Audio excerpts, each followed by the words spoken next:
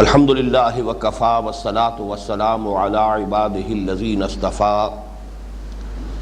خصوصا علی افضلهم وخاتم النبیین محمد الامین وعلی آلہ وصحبہ اجمعین. اما بعد فقد قال اللہ تبارک وتعالی کما ورد فی سورة البقرہ اعوذ باللہ من الشیطان الرجیم بسم اللہ الرحمن الرحیم. وقالوا لن تمسنا النار إلا أياما معدودة قل اتخذتم عند الله عهدا فلن يخلف الله عهده أم تقولون على الله ما لا تعلمون بلى من كسب سيئة وأحاطت به خطيئته فأولئك أصحاب النار هم فيها خالدون والذین آمنوا وعملوا الصالحات اولئک اصحاب الجنہ هم فیہا خالدون. وَإِذْ أَخَذْنَا مِيثَاقَ بَنِي إِسْرَائِيلَ لَا تَعْبُدُونَ إِلَّا اللَّهَ وَبِالْوَالِدَيْنِ إِحْسَانًا وَذِي الْقُرْبَى وَالْيَتَامَى وَالْمَسَاكِينِ وَقُولُوا لِلنَّاسِ حُسْنًا وَأَقِيمُوا الصَّلَاةَ وَآتُوا الزَّكَاةَ ثم تولیتم الا قلیلا منکم وانتم معرضون. وَإِذْ أَخَذْنَا مِيثَاقَكُمْ لَا تَسْفِكُونَ دِمَاءَكُمْ وَلَا تُخْرِجُونَ أَنفُسَكُمْ مِنْ دِيَارِكُمْ ثُمَّ أَقْرَرْتُمْ وَأَنْتُمْ تَشْهَدُونَ ثُمَّ أَنْتُمْ هَؤُلَاءِ تَقْتُلُونَ أَنفُسَكُمْ وَتُخْرِجُونَ فَرِيقًا مِنْكُمْ مِنْ دِيَارِهِمْ تَظَاهَرُونَ عَلَيْهِمْ بِالْإِثْمِ وَالْعُدْوَانِ وَإِنْ يَأْتُوكُمْ أُسَارَىٰ تُفَادُوهُمْ وَهُوَ مُحَرَّمٌ عَلَيْكُمْ إِخْرَاجُهُمْ أَفَتُؤْمِنُونَ بِبَعْضِ الْكِتَابِ وَتَكْفُرُونَ بِبَعْضٍ فَمَا جَزَاءُ مَنْ يَفْعَلُ ذَلِكَ مِنْكُمْ إِلَّا خِزْيٌ فِي الْحَيَاةِ الدُّنْيَا وَيَوْمَ الْقِيَامَةِ يُرَدُّونَ إِلَىٰ أَشَدِّ الْعَذَابِ وَمَا اللَّهُ بِغَافِلٍ عَمَّا تَعْمَلُونَ. أُولَٰئِكَ الَّذِينَ اشْتَرَوُا الْحَيَاةَ الدُّنْيَا بِالْآخِرَةِ فَلَا يُخَفَّفُ عَنْهُمُ الْعَذَابُ وَلَا هُمْ يُنصَرُونَ. صدق اللہ العظیم. رب اشرح لي صدری ویسر لي امری واحلل عقدۃ من لسانی یفقہوا قولی. اللہم ربنا الہمنا رشدنا واعذنا من شرور انفسنا. اللہم ارنا الحق حقا وارزقنا اتباعہ وارنا الباطل باطلا وارزقنا اجتنابہ. اللہم وفقنا لما تحب وترضى آمین یا رب العالمین. سورہ بقرہ میں بنی اسرائیل کے ساتھ جو خطاب 8ویں رکوع سے شروع ہو کر اور 15ویں رکوع کے آغاز تک جاری ہے. ویسے تو یہ خطاب آپ کو معلوم ہے کہ 5ویں رکوع سے شروع ہوا ہے، لیکن پہلا رکوع دعوت پر مشتمل ہے. پھر 6واں اور 7واں 2 رکوع صرف واقعات ان کی تاریخ کے جن میں اللہ تعالیٰ نے اپنے احسانات کا تذکرہ فرمایا اور ان کی احسان فراموشی، احسان ناشناسی، ناہنجاری عملی طور پر جو ہوتی رہی اس کے تذکرے سے گویا کہ کنکلوڈ کر دیا. فَضُرِبَتْ عَلَيْهِمُ الذِّلَّةُ وَالْمَسْكَنَةُ وَبَاءُوا بِغَضَبٍ مِّنَ اللَّهِ کہ اپنے اس طرز عمل کے باعث وہ اللہ تعالیٰ کے غضب کے مستحق قرار پائے. اس کے بعد سے نیا سلسلہ مضمون ہے کہ جو 8ویں رکوع سے شروع ہوتا ہے اور اب تا اختتام چلے گا 15ویں رکوع کے آغاز تک.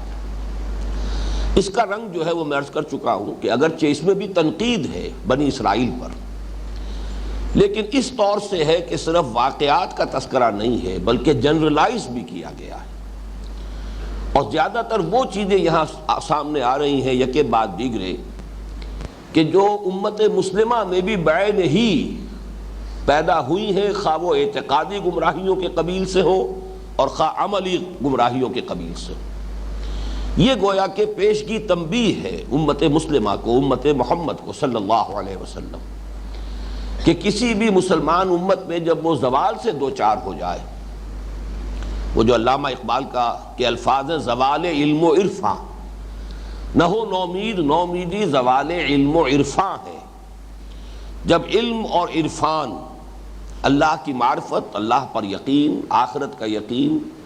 جب اس میں اضمحلال ہوتا ہے تو ظاہر بات ہے کہ پھر ہر طرح کی اخلاقی اور اعتقادی اور نظری اور فکری اور عملی گمراہیاں جو ہیں انسان میں پیدا ہو جاتی ہیں۔ تو جب کسی مسلمان امت میں یہ زوال پیدا ہوتا ہے تو اس کے مظاہر کیا ہوتے ہیں، اس کے آثار کیا ہوتے ہیں، وہ کس قسم کے غلط عقیدوں کی قائل ہو جاتی ہے، کس قسم کے امانی جو ہیں وہ اس کے دلوں میں گھر کر لیتے ہیں، شریعت کے ساتھ ان کا طرز عمل کیا ہوتا ہے، یہ ہے اصل میں وہ باتیں کہ جو آ رہی ہیں۔ اور جیسا کہ میں نے عرض کیا، اگرچہ حوالہ بنی اسرائیل کا ہے، ان کے تاریخ کے دوران جو بھی اعتقادی اور نظری اور فکری اور عملی اور اخلاقی خرابیاں پیدا ہوئی، لیکن یہ کہ ساتھ ہی پھر جنرلائز کر کے جن کو کہا جائے یونیورسل ٹروتھس، وہ حقائق کے جو ابدی ہیں، پھر ان کی اننسیشن اور ان کو بھی بڑے ہی واضح الفاظ کے اندر بیان کیا گیا ہے۔ اس میں جو 9ویں رکوع کے آخر میں مضمون آیا، وَقَالُوا لَن تَمَسَّنَا النَّارُ إِلَّا أَيَّامًا مَّعْدُودَةً، انہیں یہ زوم ہو گیا، انہیں یہ خیال ہو گیا، انہوں نے یہ من گھڑت عقیدہ ایجاد کر لیا کہ ہمیں تو آگ چھو ہی نہیں سکتی مگر گنتی کے چند دن۔ یعنی یہ کہ قیامت کے محاسبے میں ہمارے ساتھ پریفرنشل ٹریٹمنٹ ہوگا، چونکہ ہم موسیٰ کی امت ہیں، ہم اہل کتاب ہیں، ہم ابراہیم کی ذریت ہیں، کئی نسبتیں ہماری ایسی ہیں کہ جس کے بنا پر ہمارے ساتھ وہ معاملہ نہیں ہوگا جو بقیہ پوری نوع انسانی سے ہوگا۔ اللہ کے ہاں تولنے کے باٹ علیحدہ ہوں گے، ان کے لیے علیحدہ معیار ہوگا، ہمارے لیے علیحدہ معیار ہوگا۔ ان کے لیے خلود فی النار ہے، لیکن ہم نے بہت گناہ بھی کر لیے، تب بھی بہرحال یہ ہے کہ ہمارے ساتھ معاملہ وہ نہیں ہوگا، ہم آگ میں ہمیشہ تو رہ ہی نہیں سکتے، بلکہ جیسا کہ میں حوالوں سے بیان کر چکا ہوں کہ جو تالمود کے مختلف حوالے ہیں، ان کے حوالے سے تو ان کا عقیدہ یہ تھا کہ آگ ہمیں چھو ہی نہیں سکتی، بلکہ ایک عقیدہ یہ تھا کہ جہنم کے دروازے پر حضرت ابراہیم بیٹھے ہوں گے اور کسی بھی مختون اسرائیلی کو داخل ہونے ہی نہیں دیں گے۔ تو یہ ان کے ہاں قائد جو ہمارے ہاں بھی ہے، تو وہ تو وہیں پر گویا کہ حضرت ابراہیم علیہ السلام کی ذریت میں سے چونکہ ہے، اور ان کی سنت جو ہے ختنہ، اس پر چونکہ انہوں نے عمل کیا ہے، تو کوئی مختون اسرائیلی جہنم میں داخل کیا ہی نہیں جا سکے گا، اس لیے کہ دروازے پر حضرت ابراہیم بیٹھے ہوں گے ان کو بچانے کے لیے۔ زیادہ سے زیادہ عام خلق خدا کی آنکھوں میں دھول جھونکنے کے لیے اگر ہمیں کہیں، تاکہ الزام نہ آئے اللہ تعالیٰ کی صفت عدل پر، اگر ہمیں جہنم میں ڈال بھی دیا گیا تو گنتی کے چند دن۔ اس میں اگرچہ روایات تو میں آپ سے عرض کر چکا ہوں کہ وہ 40 دن کی بھی ہے، اس لیے کہ 40 روز تک وہ جو بچھڑے کی پرستش ان کے ہاں ہوتی رہی تھی، تو انہوں نے مانا کہ ہاں یہ ہمارا اتنا بڑا جرم تھا کہ اس کے نتیجے میں کسی اسرائیلی کے لیے اتنی مدت تک جہنم کے اندر رہنا جو ہے وہ گویا کہ اس کا امکان پیدا ہو گیا۔ لیکن یہ کہ اکثر جو ان کا خیال ہے وہ چند دن، اور یہاں پر بھی چونکہ میں آپ کے سامنے عرض کر چکا ہوں کہ سورہ آل عمران میں اس آیت مبارکہ کا جو مثنیٰ آیا ہے اس میں معدودہ کی بجائے لفظ آیا ہے معدودات، اور یہ اصول جو ہے بارہا ہمارے سامنے آ چکا ہے، القرآن یفسر بعضہ بعضا۔ یہ جو سورہ آل عمران کی آیت نمبر 24 ہے، اس میں فرمایا گیا کہ یہ ان لوگوں کا یہ طرز عمل، الم تر الی الذین اوتوا نصیبا من الکتاب یدعون الی کتاب اللہ لیحکم بینہم ثم یتولی فریق منہم وہم معرضون، کیا تم دیکھتے نہیں اہل کتاب کے گروہ کو کہ انہیں بلایا جاتا ہے اللہ کی کتاب کی جانب کہ وہ ان کے مابین فیصلہ کریں، لیکن یہ کہ وہ اعراض کرتے ہیں، منہ موڑ لیتے ہیں، حالانکہ کتاب پر ایمان کے مدعی ہیں، لیکن کتاب پر ایمان کے دعوے کے باوجود اس سے اعراض اور اس کے مطابق فیصلے پر راضی نہ ہونا، یہ کیوں ہو گیا؟ بہت بڑا سوال ہے۔ اس کی توجیہ اگلی آیت میں فرمائی گئی، آیت نمبر 24 میں، ذالک بانہم قالوا لن تمسنا النار الا ایاما معدودات، یہ معجزہ یا یہ عجوبہ اس لیے ہو گیا کہ مانتے بھی ہیں اور سب کچھ کتاب کے اوپر ایمان کا دعویٰ بھی کرتے ہیں، لیکن کتاب کو حکم ماننے کے لیے تیار نہیں، کتاب کے فیصلے کو قبول کرنے کے لیے تیار نہیں۔ یہ دو عملی یا یہ تضاد یا یہ تناقض یا یہ منافقت ان کی کیوں پیدا ہوئی؟ اس لیے کہ انہوں نے یہ خیال جو ہے اپنے دل میں پکا لیا ہے، ذالک بانہم قالوا لن تمسنا النار الا ایاما معدودات وغرہم فی دینہم ما کانوا یفترون، یہ جو افطراء انہوں نے کیا ہے، من گھڑت خیالات کو جو عقائد کی شکل دے لی ہے، اس کی وجہ سے انہیں ان چیزوں نے ان کے دین میں دھوکہ دیا ہے۔ یہاں لفظ معدودات آیا ہے سورہ بقرہ کی اس آیت میں، معدودات جمع قلت ہے، اور اس کا اطلاق ہوتا ہے 3 سے لے کے 9 تک پر۔ تو یہی جو ہے زیادہ ان کا عقیدہ بھی ہے، تالمود کے مختلف حوالوں سے معلوم ہوتا ہے کہ بس گنتی کے چند دن سے مراد یہ ہے، زیادہ سے زیادہ 9 دن تو ہمیں جہنم میں رکھا جا سکے گا، باقی اس کے بعد ہم نکال لیے جائیں گے۔ اللہ تعالیٰ کا تبصرہ اس پر کیا آیا؟ قُلْ اتَّخَذْتُمْ عِندَ اللَّهِ عَهْدًا فَلَن يُخْلِفَ اللَّهُ عَهْدَهُ۔ اے نبی ان سے کہیے کیا تم نے اللہ سے کوئی عہد لے لیا ہے کہ اب تمہیں یقین ہے کہ اللہ اپنے عہد کی خلاف ورزی نہیں کرے گا؟ ام تقولون علی اللہ ما لا تعلمون، یا یہ کہ تم اللہ کی طرف منسوب کر رہے ہو وہ چیزیں کہ جس کے لیے تمہارے پاس کوئی بنیاد نہیں، کوئی دلیل نہیں۔ قول کے بعد جب اعلیٰ کا صلہ آ جائے تو اس کے معنی ہوتے ہیں کہ کوئی بات کسی کی طرف غلط طور پر منسوب کر دینا۔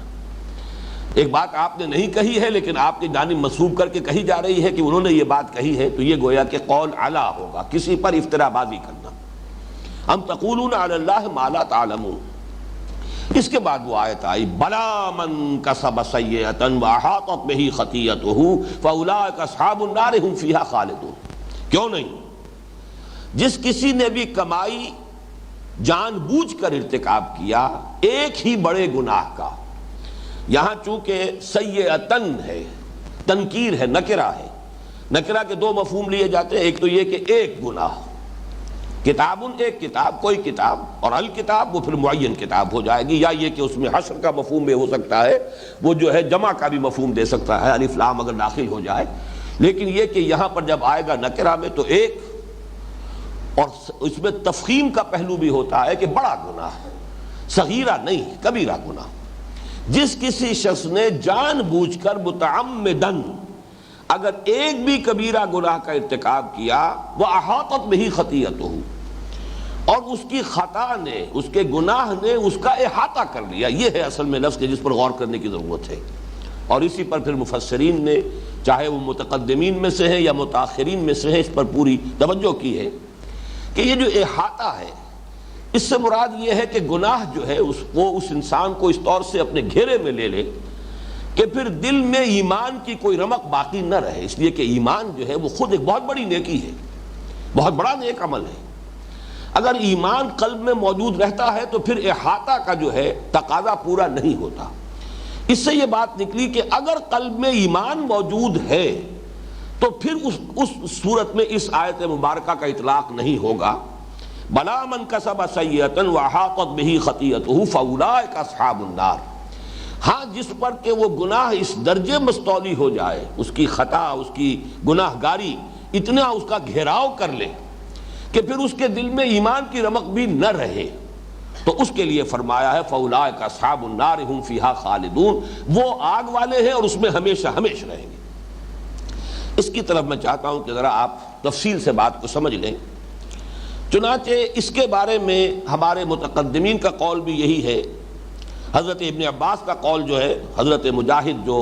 تابعین میں سے انہوں نے نقل فرمایا ہے، السیئۃ الکفر والشرک، قال ابن عباس۔ حضرت عبداللہ ابن عباس رضی اللہ تعالی عنہما کا قول کیا ہے کہ یہاں سیئہ سے مراد کفر اور شرک ہے۔ اسی طریقے سے معالم التنزیل میں واحدی سے یہ الفاظ نقل کیے گئے ہیں، المؤمنون لا يدخلون فی حکم هذه الآیہ، مومن اس آیت کے حکم میں داخل نہیں ہو سکتا جو صاحب ایمان ہو۔ پھر اس پر خاص طور پر جو مختلف ہمارے مفسرین نے اس پہ جو حواشی درج کیے ہیں، ان میں سے مثلاً میں مولانا عبدالماجد دریابادی کا حاشیہ آپ کو سنا رہا ہوں کہ بعض اہل باطل یعنی معتزلہ اور خوارج وغیرہ نے اس آیت سے مومن عاصی کی عدم مغفوریت پر استدلال کرنا چاہا ہے جو باطل ہے۔ یہ ہے اصل میں ایک بہت بڑا مسئلہ جس پر تفصیلی گفتگو تو میں اپنے ان خطبات میں کر چکا ہوں جو حقیقت ایمان کے موضوع پر میں نے دیے تھے غالباً 2 یا 3 سال قبل، لیکن چونکہ اب یہ آیت مبارکہ اس زیر درس آئی ہے تو اس کے بارے میں کچھ باتیں میں چاہتا ہوں کہ یہاں بھی دوبارہ دہرا دوں۔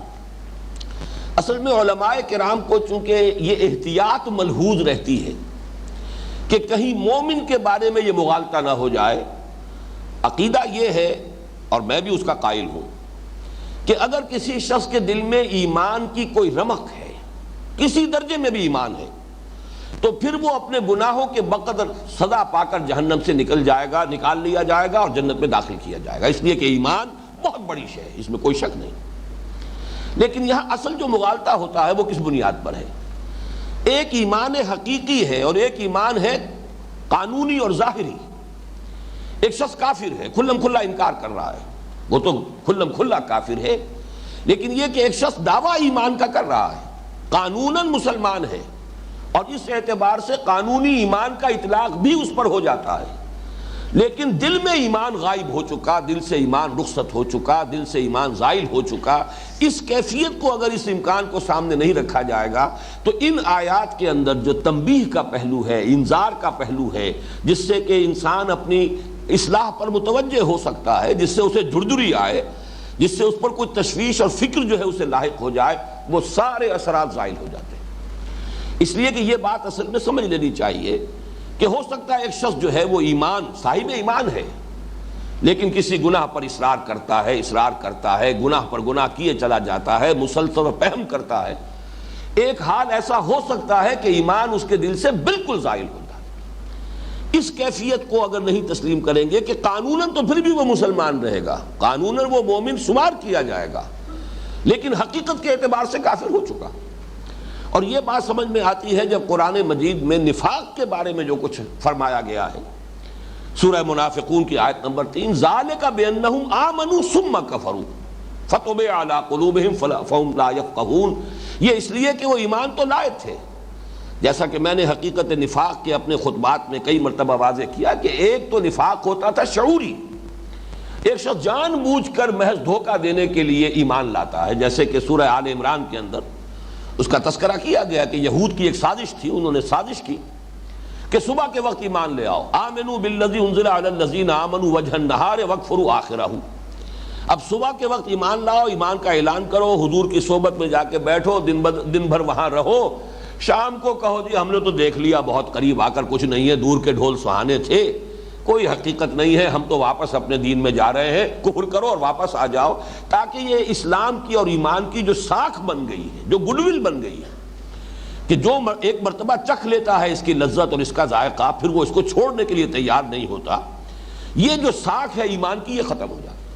اب یہ سازش ہے، جس شخص نے اس ارادے کے تحت کلمہ طیبہ پڑھا ہے، ظاہر بات ہے کہ وہ تو ایک منٹ کے لیے بھی ایمان اسے نصیب نہیں ہوا۔ یا جیسے میں نے مثالیں دی ہیں بارہا کہ ہمارے علم میں آتا رہا، اخبار میں خبریں چھپتی رہیں کہ کوئی ہندو جو ہے وہ مسلمان بن کر پاکستان میں آیا اور کسی سرحدی گاؤں میں کسی مسجد میں سال ہر سال تک امامت کرتا رہا۔ اب ظاہر بات ہے اسے معلوم ہے کہ میں نے اسلام قبول نہیں کیا ہے، چاہے اس نے بھی ختنہ بھی کرائی ہوگی، اس نے داڑھی بھی بڑھائی ہوگی، اس نے نماز بھی سیکھی ہوگی، کچھ بنیادی مسائل بھی سیکھے ہوں گے کہ کوئی پوچھ لے اگر مسئلہ تو جواب بھی دے سکوں، مجھے جا کر وہاں جاسوسی کرنی ہے، لیکن اسے معلوم ہے کہ میں تو ایمان نہیں لایا،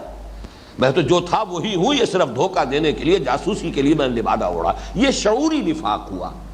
چاہے وہ چند گھنٹوں کا تھا ان یہودی سازشیوں کا، اور چاہے یہ کئی سال کا تھا اس ہندو جاسوس کا، لیکن یہ شعوری نفاق ہے،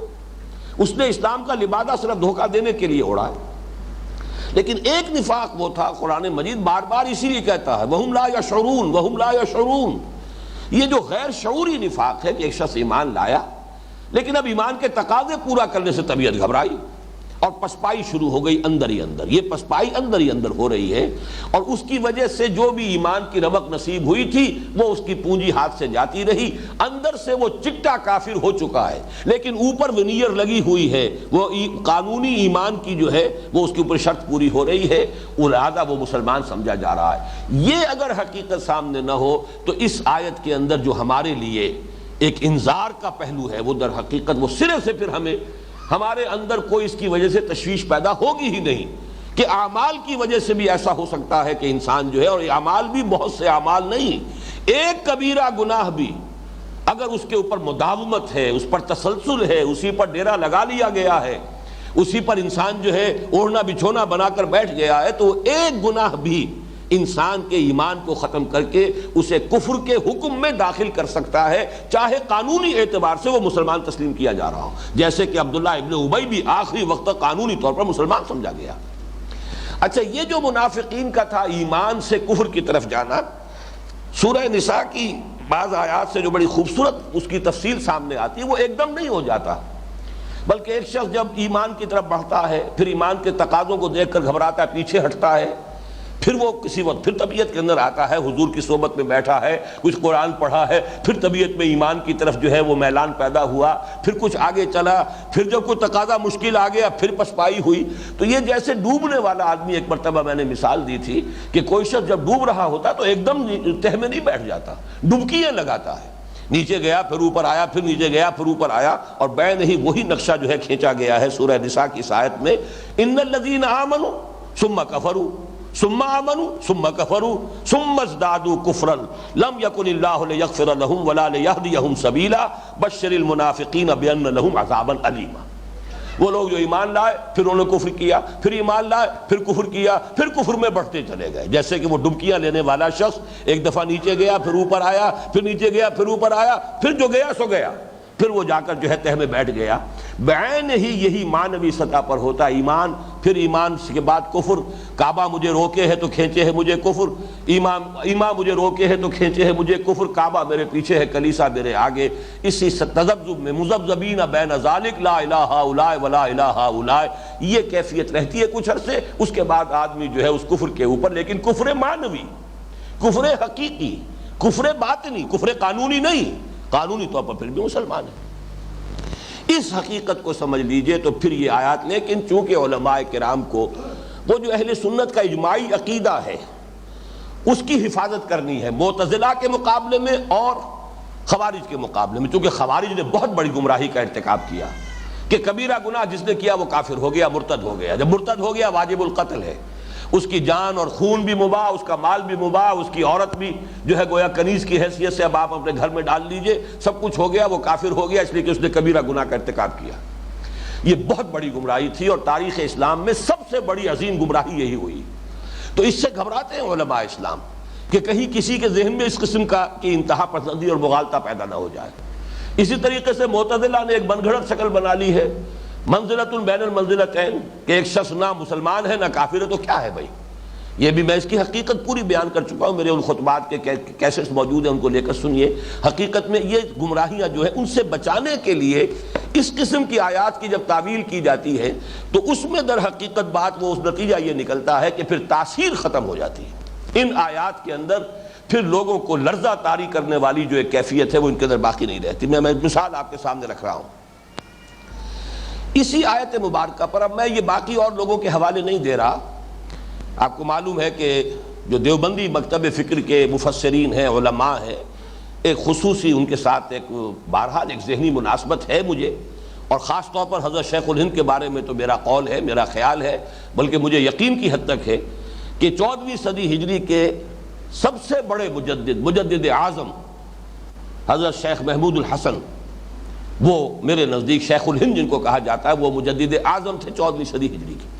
تو یہ میرے دل میں ان کا مقام ہے، قدر و قیمت ہے ان کی میری نگاہوں میں، لیکن اس کے باوجود وہاں جہاں اختلاف کی بات ہے وہ میں اپنا اظہار اختلاف کر رہا ہوں۔ چنانچہ اس آیت کے بارے میں مولانا تھانوی نے لکھا، کیوں نہیں جو شخص قصداً بری باتیں کرتا رہے اس کو اس کی خطا اور قصور اس طرح احاطہ کر لے کہ کہیں نیکی کا اثر تک نہ رہے، سو ایسے لوگ اہل دوزخی ہوں گے اور وہ اس میں ہمیشہ ہمیش رہیں گے۔ شیخ الہند لکھ رہے ہیں، گناہ کسی کا احاطہ کر لیں، اس کا یہ مطلب ہے کہ گناہ اس پر ایسا غلبہ کر لیں کہ کوئی جانب ایسی نہ ہو کہ گناہ کا غلبہ نہ ہو، حتیٰ کہ دل میں ایمان و تصدیق بھی باقی نہ رہے۔ اگر دل میں ایمان و تصدیق بھی ہوگی تو احاطہ مذکور محقق نہ ہوگا، تو اب کافر ہی پر اس کا اطلاق اور کافر ہی پر یہ صورت صادق آ سکتی ہے۔ یہ حاشیہ جو پڑھے گا یہاں کافر کو اس معروف معنی میں لے گا، ہندو کافر ہے، سکھ کافر ہے، عیسائی کافر ہے، یہودی کافر ہے، ہم تو کافر نہیں ہیں، لہذا ہم پر اس آیت کا اطلاق ہو ہی نہیں سکتا۔ یہ وہ چیز ہے کہ جس کی بنا پر اس آیت کو آپ پڑھیں گے اور کوئی آپ کے دل پر بھی لرزہ طاری نہیں ہوگا، کوئی آپ کو تشویش لاحق نہیں ہوگی، اس لیے کہ یہاں پر اس قانونی اور حقیقی کفر کی جب تک کہ وضاحت نہ کی جائے تو وہ بات جو ہے پھر بہت ہی ایک جھوٹی تسلی دینے والی انسان کے لیے ہو جائے گی، حالانکہ مانتے ہیں علماء کرام اس حقیقت کو تسلیم کرتے ہیں، المعاصی برید الکفر، گناہ جو ہے وہ کفر ہی کے پیغام ہے. آپ نے گناہ کیا ہے تو گویا کہ کفر کا اثر آپ کے دل پر ہو گیا ہے، پھر گناہ کیا ہے پھر اور اثر ہو گیا، پھر گناہ کیا پھر اور اثر ہو گیا ہے. متعدد ایسی روایات موجود ہیں، جن میں سے ایک روایت کا تو متن بھی میں لے کر آیا ہوں. یہ حضرت ابو ہریرہ رضی اللہ تعالیٰ عنہ سے یہ روایت مروی ہے. احمد ابن حنبل نے بھی روایت کیا، امام ترمذی نے بھی روایت کیا، امام ابن ماجہ نے بھی روایت کیا. الفاظ یہ ہے کہ حضور نے فرمایا ان المؤمن اذا اذنب، اور ایک روایت میں اذنبا کے بعد ذنبن کا لفظ بھی ہے. یقیناً ایک مومن شخص جب گناہ کرتا ہے، کوئی ایک گناہ، کانت نقطۃ سوداء فی قلبہ، تو وہ گناہ اس کے دل میں ایک سیاہ داغ بن جاتا ہے. فإن تاب واستغفر، پھر اگر اس نے توبہ کی اور استغفار کر لیا، سقل قلبہ، تو دل جو ہے اس کا صاف ہو جاتا ہے، اس پر سیکل ہو جاتی ہے، پھر وہ سیاہ جو داغ ہے اس کا اثر زائل ہو جاتا ہے. وإن زادت، لیکن اگر گناہ ہی کرتا رہے، اضافہ کرتا رہے، تو یہ جو سیاہی ہے یہ بڑھتی رہتی ہے، حتی تعلو قلبہ، یہاں تک کہ حتی تعلو قلبہ، اس کے پورے دل کے اوپر طاری ہو جاتی ہے. فذلک الران الذی ذکر اللہ تعالی کلا بل ران علی قلوبہم ما کانوا یکسبون، یہ ہے وہ رین، یہ زنگ جو دلوں پر آ جاتا ہے، جس کا کہ ذکر اللہ تعالی نے سورہ مطففین کی اس آیت میں کیا ہے. ایک اور روایت میں الفاظ یہاں تک آئے ہیں کہ جب وہ گناہ کرتا رہتا ہے تو پورا دل سیاہ ہو جاتا ہے، اور پھر وہ اس طرح بند ہو جاتا ہے اور اس کے اوپر مہر کر دی جاتی ہے. طبع اللہ علی قلوبہم، بین ہی وہ الفاظ ہیں جو سورہ منافقون کی آیت نمبر 3 میں آئے ہیں. ذالک بانہم آمنوا ثم کفروا فطبع علی قلوبہم فہم لا یفقہون. اور الفاظ یہ ہیں دوسری روایت کے، پھر اس میں کوئی خیر داخل ہو ہی نہیں سکتا. دل کے اوپر مہر لگ گئی، اب اس مہر کی وجہ سے اس دل کے اندر کوئی خیر داخل ہو ہی نہیں سکتا. یہ کیفیت جو ہے یہ کفر معنوی ہے، بغیر کفر قانونی کے. اوپر سے ایک شخص مسلمان ہے، اگر ہم اس امکان کو سامنے رکھیں گے تو پھر یہ کہ ان آیات کے اندر ہمارے لیے تنبیہ کا پہلو ہے. یہ ساری آیات جیسا کہ میں نے عرض کیا ہے بنی اسرائیل ہی کی تاریخ بیان کرنے کے لیے نہیں ہے، یہ ہماری تعلیم کے لیے، ہماری تعدیب کے لیے، ہماری تنبیہ کے لیے ہمیں پیشگی طور پر متنبہ کرنا مقصود ہے کہ مسلمانوں یہ کیفیت بھی ہو جاتی ہے، ہوئی ہے، تم اپنے آپ کو اس سے بچانے کی کوشش کرنا. میں ایک اور مثال دیتا ہوں آپ کی. اسی میرے نزدیک علماء کرام کی یہ جو احتیاط ہے اس کی وجہ تو سمجھ میں آتی ہے، لیکن اس احتیاط میں اتنا غلو ہو گیا ہے، اتنے آگے بڑھ گئے ہیں کہ ان آیات مبارکہ کی تاثیر ختم ہو گئی ہے کہ مسلمان پڑھتا ہوا نکل جائے گا اور اس کو کوئی تشویش لاحق نہیں ہوگی. اب اس کی مثال میں آپ کو دے رہا ہوں. خلود فی النار کے ضمن میں مسلمان کے لیے سورہ نساء کی ایک آیت میں بھی کہ اگر کوئی مسلمان کسی دوسرے مسلمان کو قتل کر دے تو اس کی 2 شکلیں ہیں. ایک قتل خطا ہے، ارادہ نہیں تھا قتل کرنے کا، لیکن یہ کہ اس کے ہاتھوں کوئی شخص قتل ہو گیا. اس کے سلسلے میں کیا ہوگا، تفصیلی احکام دیے گئے ہیں. اگر وہ آزاد مسلمان ہے اور مسلمانوں کے اپنے معاشرے کا فرد ہے تو یہ کرنا پڑے گا. اگر وہ کسی ایسے قبیلے کا ہے جس سے کہ تمہاری دشمنی ہے، کافر قبیلے سے تعلق رکھتا ہے، تو یہ شکل ہوگی. مختلف صورتوں میں اس کے تفصیلی احکام دیے گئے، لیکن وہ ہے قتل خطا کے. قتل عمد پہ جو آیت آئی ہے وہ یہ ہے وَمَن يَقْتُلْ مُؤْمِنًا مُتَعَمِّدًا فَجَزَاؤُهُ جَهَنَّمُ خَالِدًا فِيهَا وَغَضِبَ اللَّهُ عَلَيْهِ وَلَعَنَهُ وَأَعَدَّ لَهُ عَذَابًا عَظِيمًا. اس کا جو ترجمہ کیا ہے مولانا مفتی محمد شفیع صاحب نے رحمہ اللہ، وہ دیکھیے کس قدر صاف ہے، کتنا بالکل کلیئر ہے کہ جس میں کوئی اشتباہ نہیں. ترجمہ کیا ہے، اور جو کوئی قتل کرے مسلمان کو جان کر تو اس کی سزا دوزخ ہے، پڑا رہے گا اسی میں، اور اللہ کا اس پر غضب ہوا اور اس کو لعنت کی اور اس کے واسطے تیار کیا بڑا عذاب. گویا کہ صحیح ترجمہ ہے یہ کہ اس کے لیے خلود کا معاملہ ہے، خالدن فیہا، اس میں وہ ہمیشہ ہمیش رہے گا، اسی میں پڑا رہے گا، اس لیے کہ اس نے ایک مومن کو جان بوجھ کر قتل کیا. لیکن اب نوٹ جب کر رہے ہیں، نوٹ کرنے میں بریکٹس میں اضافے کر کے حاشیے کے اندر وہ اضافے کر دیے کہ جس سے وہ ساری تاثیر ختم ہو جاتی. اب وہ آپ سن لیجئے. اور جو شخص کسی مسلمان کو قصدن قتل کر ڈالے تو اس کی اصلی سزا تو جہنم میں اس طرح رہنا ہے کہ ہمیشہ ہمیشہ اسی میں رہے گا. لیکن اللہ تعالیٰ کا فضل ہے کہ یہ اصلی سزا جاری نہ ہوگی، بلکہ ایمان کی برکت سے آخر نجات ہو جائے گی، اور اس پر ایک میعاد معین تک کے واسطے اللہ تعالیٰ غضبناک ہوں گے. اور اس کو اپنی رحمت خاصہ سے دور کریں گے اور اس کے لیے بڑی سزا یعنی دوزخ کا سامان کریں گے۔ اس کے اندر اضافے کر کے وہ جو معتزلہ اور خوارج کے نقطۂ نظر سے بچنے کی کوشش میں جو صورت بنائی ہے، اس کا نتیجہ یہ ہے کہ اب کسی مسلمان کے لیے اس میں وہ تنبیہ والا پہلو، وہ تاثیر والی بات جو ہے باقی نہیں رہی۔ اس چیز کو میں چاہتا ہوں کہ اچھی طرح سمجھ لیا جائے، اور وہ اس لیے کہ میں بھی تسلیم کرتا ہوں اگر دل میں ایمان ہے، لیکن دل کا ایمان، قانونی ایمان نہیں۔ قانونی ایمان تو منافق بھی ہر شخص کو قانونی مومن تھا۔ قرآن مجید میں کوئی آیت نہیں ہے کہ جس میں منافقین کو یا ایھا الذین نافقوا یا ایھا المنافقون سے خطاب کیا گیا۔ تمام منافقوں سے جو باتیں ہوئی یا ایھا الذین آمنوا سے ہوئی، اس لیے کہ ظاہر بات ہے قانوناً وہ بھی مسلمان ہے، وہ مومن ہے، کلمہ پڑھتے ہیں، حضور کے پیچھے نمازیں پڑھتے تھے، بلکہ 7 جنگوں میں بھی چلے جاتے تھے، چاہے جا کر وہاں فتنہ پردازی کرے، عین وقت پر 300 نکل آئے۔ لیکن یہ کہ اور دوسرے معاملات کے اندر جو ہے ان کی جو بھی ریشہ دوانیاں رہی ہیں سب کو معلوم ہے، قانوناً تو مسلمان تھے۔ عبداللہ ابن ابی بھی مرا ہے تو اس کی نماز جنازہ حضور نے پڑھی ہے۔ اپنا کرتہ مبارک جو ہے، چونکہ اس کے بیٹے جو ہے اس کے صاحبزادے وہ ایک سچے مومن تھے، عبداللہ ابن ابی، ان کی فرمائش پر حضور نے اپنا کرتا اتار کر دیا کفن کے لیے۔ حضرت عمر جب کچھ اس پر انہوں نے کہا حضور کیا کر رہے ہیں آپ، ایک منافق کے لیے آپ اپنا کرتا عطا فرما رہے ہیں۔ آپ نے فرمایا کہ اے عمر، میرا کرتا اسے اللہ کے عذاب سے بچا نہیں سکتا، لیکن یہ نوجوان جو مومن ہے، خالص مومن ہے، اس کی ایک فرمائش ہے، اس کی ایک خواہش ہے، میں پوری کر رہا ہوں، لیکن میرا کرتا اسے اللہ کے عذاب سے بچا نہیں سکتا۔ تو ان حقائق کو سامنے رکھنے کی ضرورت ہے۔ بلا من کسب سیئۃ، یقیناً آیت کا مفہوم یہی ہے، جس شخص نے ایک گناہ کبیرہ بھی جان بوجھ کر اس کا ارتکاب کیا، پھر اس پر مداومت کرتا رہا یہاں تک کہ اس گناہ نے اس کا احاطہ کر لیا، اور یقیناً اس کے معنی یہ ہے کہ ایمان حقیقی بھی اس سے زائل ہو گیا، اس لیے کہ گناہ کا اثر یہ ہوتا ہے۔ یہی وجہ ہے کہ توبہ کا لفظ جہاں آیا سورۃ الفرقان میں، وہ ہمارے منتخب نصاب میں داخل ہے، وہاں آمنہ کا لفظ آیا۔ جب انسان توبہ کرتا ہے حقیقت میں تو اثر نو ایمان لاتا ہے۔ الا من تاب وآمن وعمل عملا صالحا فاولئک یبدل اللہ سیئاتہم حسنات وکان اللہ غفورا رحیما۔ جو شخص توبہ کرتا ہے پھر ایمان لاتا ہے، جیسے کہ ایک حدیث میں آیا ہے جب انسان گناہ کا ارتکاب کرتا ہے ایمان اس کے دل سے نکل کر اس کے سر کے اوپر چکر لگاتا ہے، اگر توبہ کرتا ہے تو لوٹ آتا ہے، دل میں داخل ہو جاتا ہے، اگر توبہ نہیں کرتا رخصت ہو جاتا ہے۔ لیکن یہ سارا معاملہ ایمان حقیقی قلبی ایمان والا یہ جو معاملہ ہے، یہ قانونی ایمان،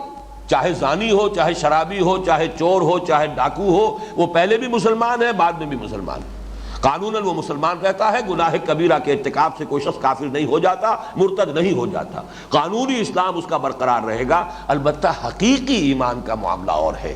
اور یہ کہ اگر حقیقتاً ایمان زائل ہو چکا ہو، مانن انسان کافر ہو چکا ہو، جیسے کوئی منافق، یا یہ کہ چاہے وہ اپنے نفاق پر شعوری طور پر متنبع نہیں ہے، خود نہیں جانتا اپنے آپ کو کہ میں منافق ہوں، تب بھی اگر گناہ کا احاطہ ایسا ہو گیا ہے کہ جس سے ایمان قلبی جو ہے وہ زائل ہو گیا ہے، تو اس پر اس آیت کا اطلاق ہوگا، چاہے ظاہری اعتبار سے دنیا میں وہ مسلمان سمجھا جا رہا ہو اور اسے اپنا گمان ہو۔ وَزَعَمَ أَنَّهُ مُسْلِمٌ، نفاق کے بارے میں حدیث آئی ہے کہ جس میں یہ 4 صفات ہیں یا 3 صفات غالباً، اس حدیث کے اندر الفاظ یہ آئے ہیں کہ چاہے وہ جب وہ بولے جھوٹ بولے، جب اس کے پاس امانت رکھائی جائے خیانت کرے، جب وعدہ کرے خلاف ورزی کرے تو وہ مومن ہے، وہ منافق ہے۔ وَإِن صَامَ وَصَلَّى وَزَعَمَ أَنَّهُ مُسْلِمٌ یا انہ مومن، مجھے یاد نہیں آ رہا کہ ان میں سے کون سا لفظ ہے، چاہے وہ نماز پڑھتا ہو، روزہ رکھتا ہو اور اپنے آپ کو مسلم و مومن سمجھتا ہو، ایک شخص سمجھ رہا ہے اپنے آپ کو مسلم و مومن، لیکن یہ کہ حقیقت کے اعتبار سے وہ کافر ہو چکا ہے، منافق ہے۔ اس کو ذہن میں رکھیے تو پھر یہ آیت مبارکہ ہمارے لیے ایک بہت بڑی تنبیہ، ہمیں ہر وقت متنبہ کرنے کے لیے اس کی تاثیر جو ہے وہ بہت ہی میں سمجھتا ہوں کہ قیمتی تاثیر ہے۔ بلا من کسب سیئۃ واحاطت بہ خطیئتہ فاولئک اصحاب النار هم فیہا خالدون والذین آمنوا وعملوا الصالحات، اور وہ لوگ جو ایمان لائے اور جنہوں نے نیک عمل کیے، اولئک اصحاب الجنہ، وہ جنت والے ہیں، ہم فیہا خالدون، وہ اس میں رہیں گے ہمیشہ ہمیشہ۔ اب یہ در حقیقت وہی مضمون ہے جو اسی سورہ مبارکہ کی آیت نمبر 62 میں آ چکا ہے۔ میں نے عرض کیا تھا 8ویں رکوع سے جو مضمون شروع ہوا ہے، پہلی آیت یہی تھی، ان الذین آمنوا والذین ہادوا والصابئین والنصارى من آمن باللہ والیوم الآخر وعمل صالحا فلہم اجرہم عند ربہم ولا خوف علیہم ولا ہم یحزنون۔ وہی قانون جو 8ویں رکوع کے شروع میں آیا تھا، اسی قانون کو 9ویں رکوع کے اختتام پر پھر اس آیت کے اندر لے آیا گیا کہ یہ اچھی طرح سمجھ لو، کوئی گروہی نسبت کسی امت میں ہونا، کسی قوم میں ہونا، کسی کی ذریت میں ہونا، کسی کے ساتھ نسلی تعلق ہونا، یہ آخرت میں جو ہے یہ کوئی فیصلہ کن شے نہیں ہے، فیصلہ کن شے ہے ایمان اور عمل صالح۔ اب آگے چلیے، وَإِذْ أَخَذْنَا مِيثَاقَ بَنِي اسرائیل۔ اب اس رکوع میں 10ویں رکوع میں بہت اس اعتبار سے کہ صرف 4 آیات پر مشتمل ہے، 2 مرتبہ میثاق کا ذکر ہو رہا ہے جو بنی اسرائیل سے اللہ تعالیٰ نے لیا، اگرچہ یہ ذکر اس سے پہلے بھی آ چکا ہے آیت نمبر 63 میں، وَإِذْ أَخَذْنَا مِيثَاقَكُمْ وَرَفَعْنَا فَوْقَكُمُ الطُّورَ، وہاں ہم یہ پڑھ چکے ہیں۔ اب یہاں وہ میثاق کیا تھا، اس کو 2 حصوں میں تقسیم کر کے یہاں بیان کیا جا رہا ہے۔ پہلا میثاق جس کا تذکرہ ہو رہا ہے یہ کل دین کی حقیقت کو سموئے ہوئے ہے۔ یہ یوں سمجھیے کہ جیسے حضرت عبداللہ ابن عباس رضی اللہ تعالی عنہما کا قول ہے کہ سورہ بنی اسرائیل کے جو 2 رکوع ہیں، تیسرا اور چوتھا، وہ تورات کے 10 کمانڈمنٹس جو ہیں، احکام 10 کی قرآنی تعبیر ہے، وہی جو احکام دیے گئے تھے تورات میں، جو بنیاد ہے شریعت کے، اگرچہ شریعت میں آ کے تفصیل میں فرق ہو گیا ہے، شریعت موسوی میں اور شریعت محمدی میں علی صاحبہم الصلاۃ والسلام، لیکن یہ کہ اصل اور بنیاد تو ایک ہی ہے۔ تو وہ در حقیقت فنڈامنٹلز جو ہیں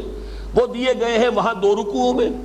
سورہ انعام میں 1 رکوع میں، اور یہاں پر وہ دیے جا رہے ہیں چند الفاظ کے اندر کہ وہ اصل فنڈامنٹلز کیا ہیں، شریعت موسوی اور شریعت محمدی علی صاحبہم الصلاۃ والسلام، ان دونوں کے اصل اصول اور مبادی کیا ہے۔ وہ تو ہے ایک عام میثاق۔ اس کے بعد تذکرہ ہوگا ایک میثاق خاص ہے جو یہود سے لیا گیا،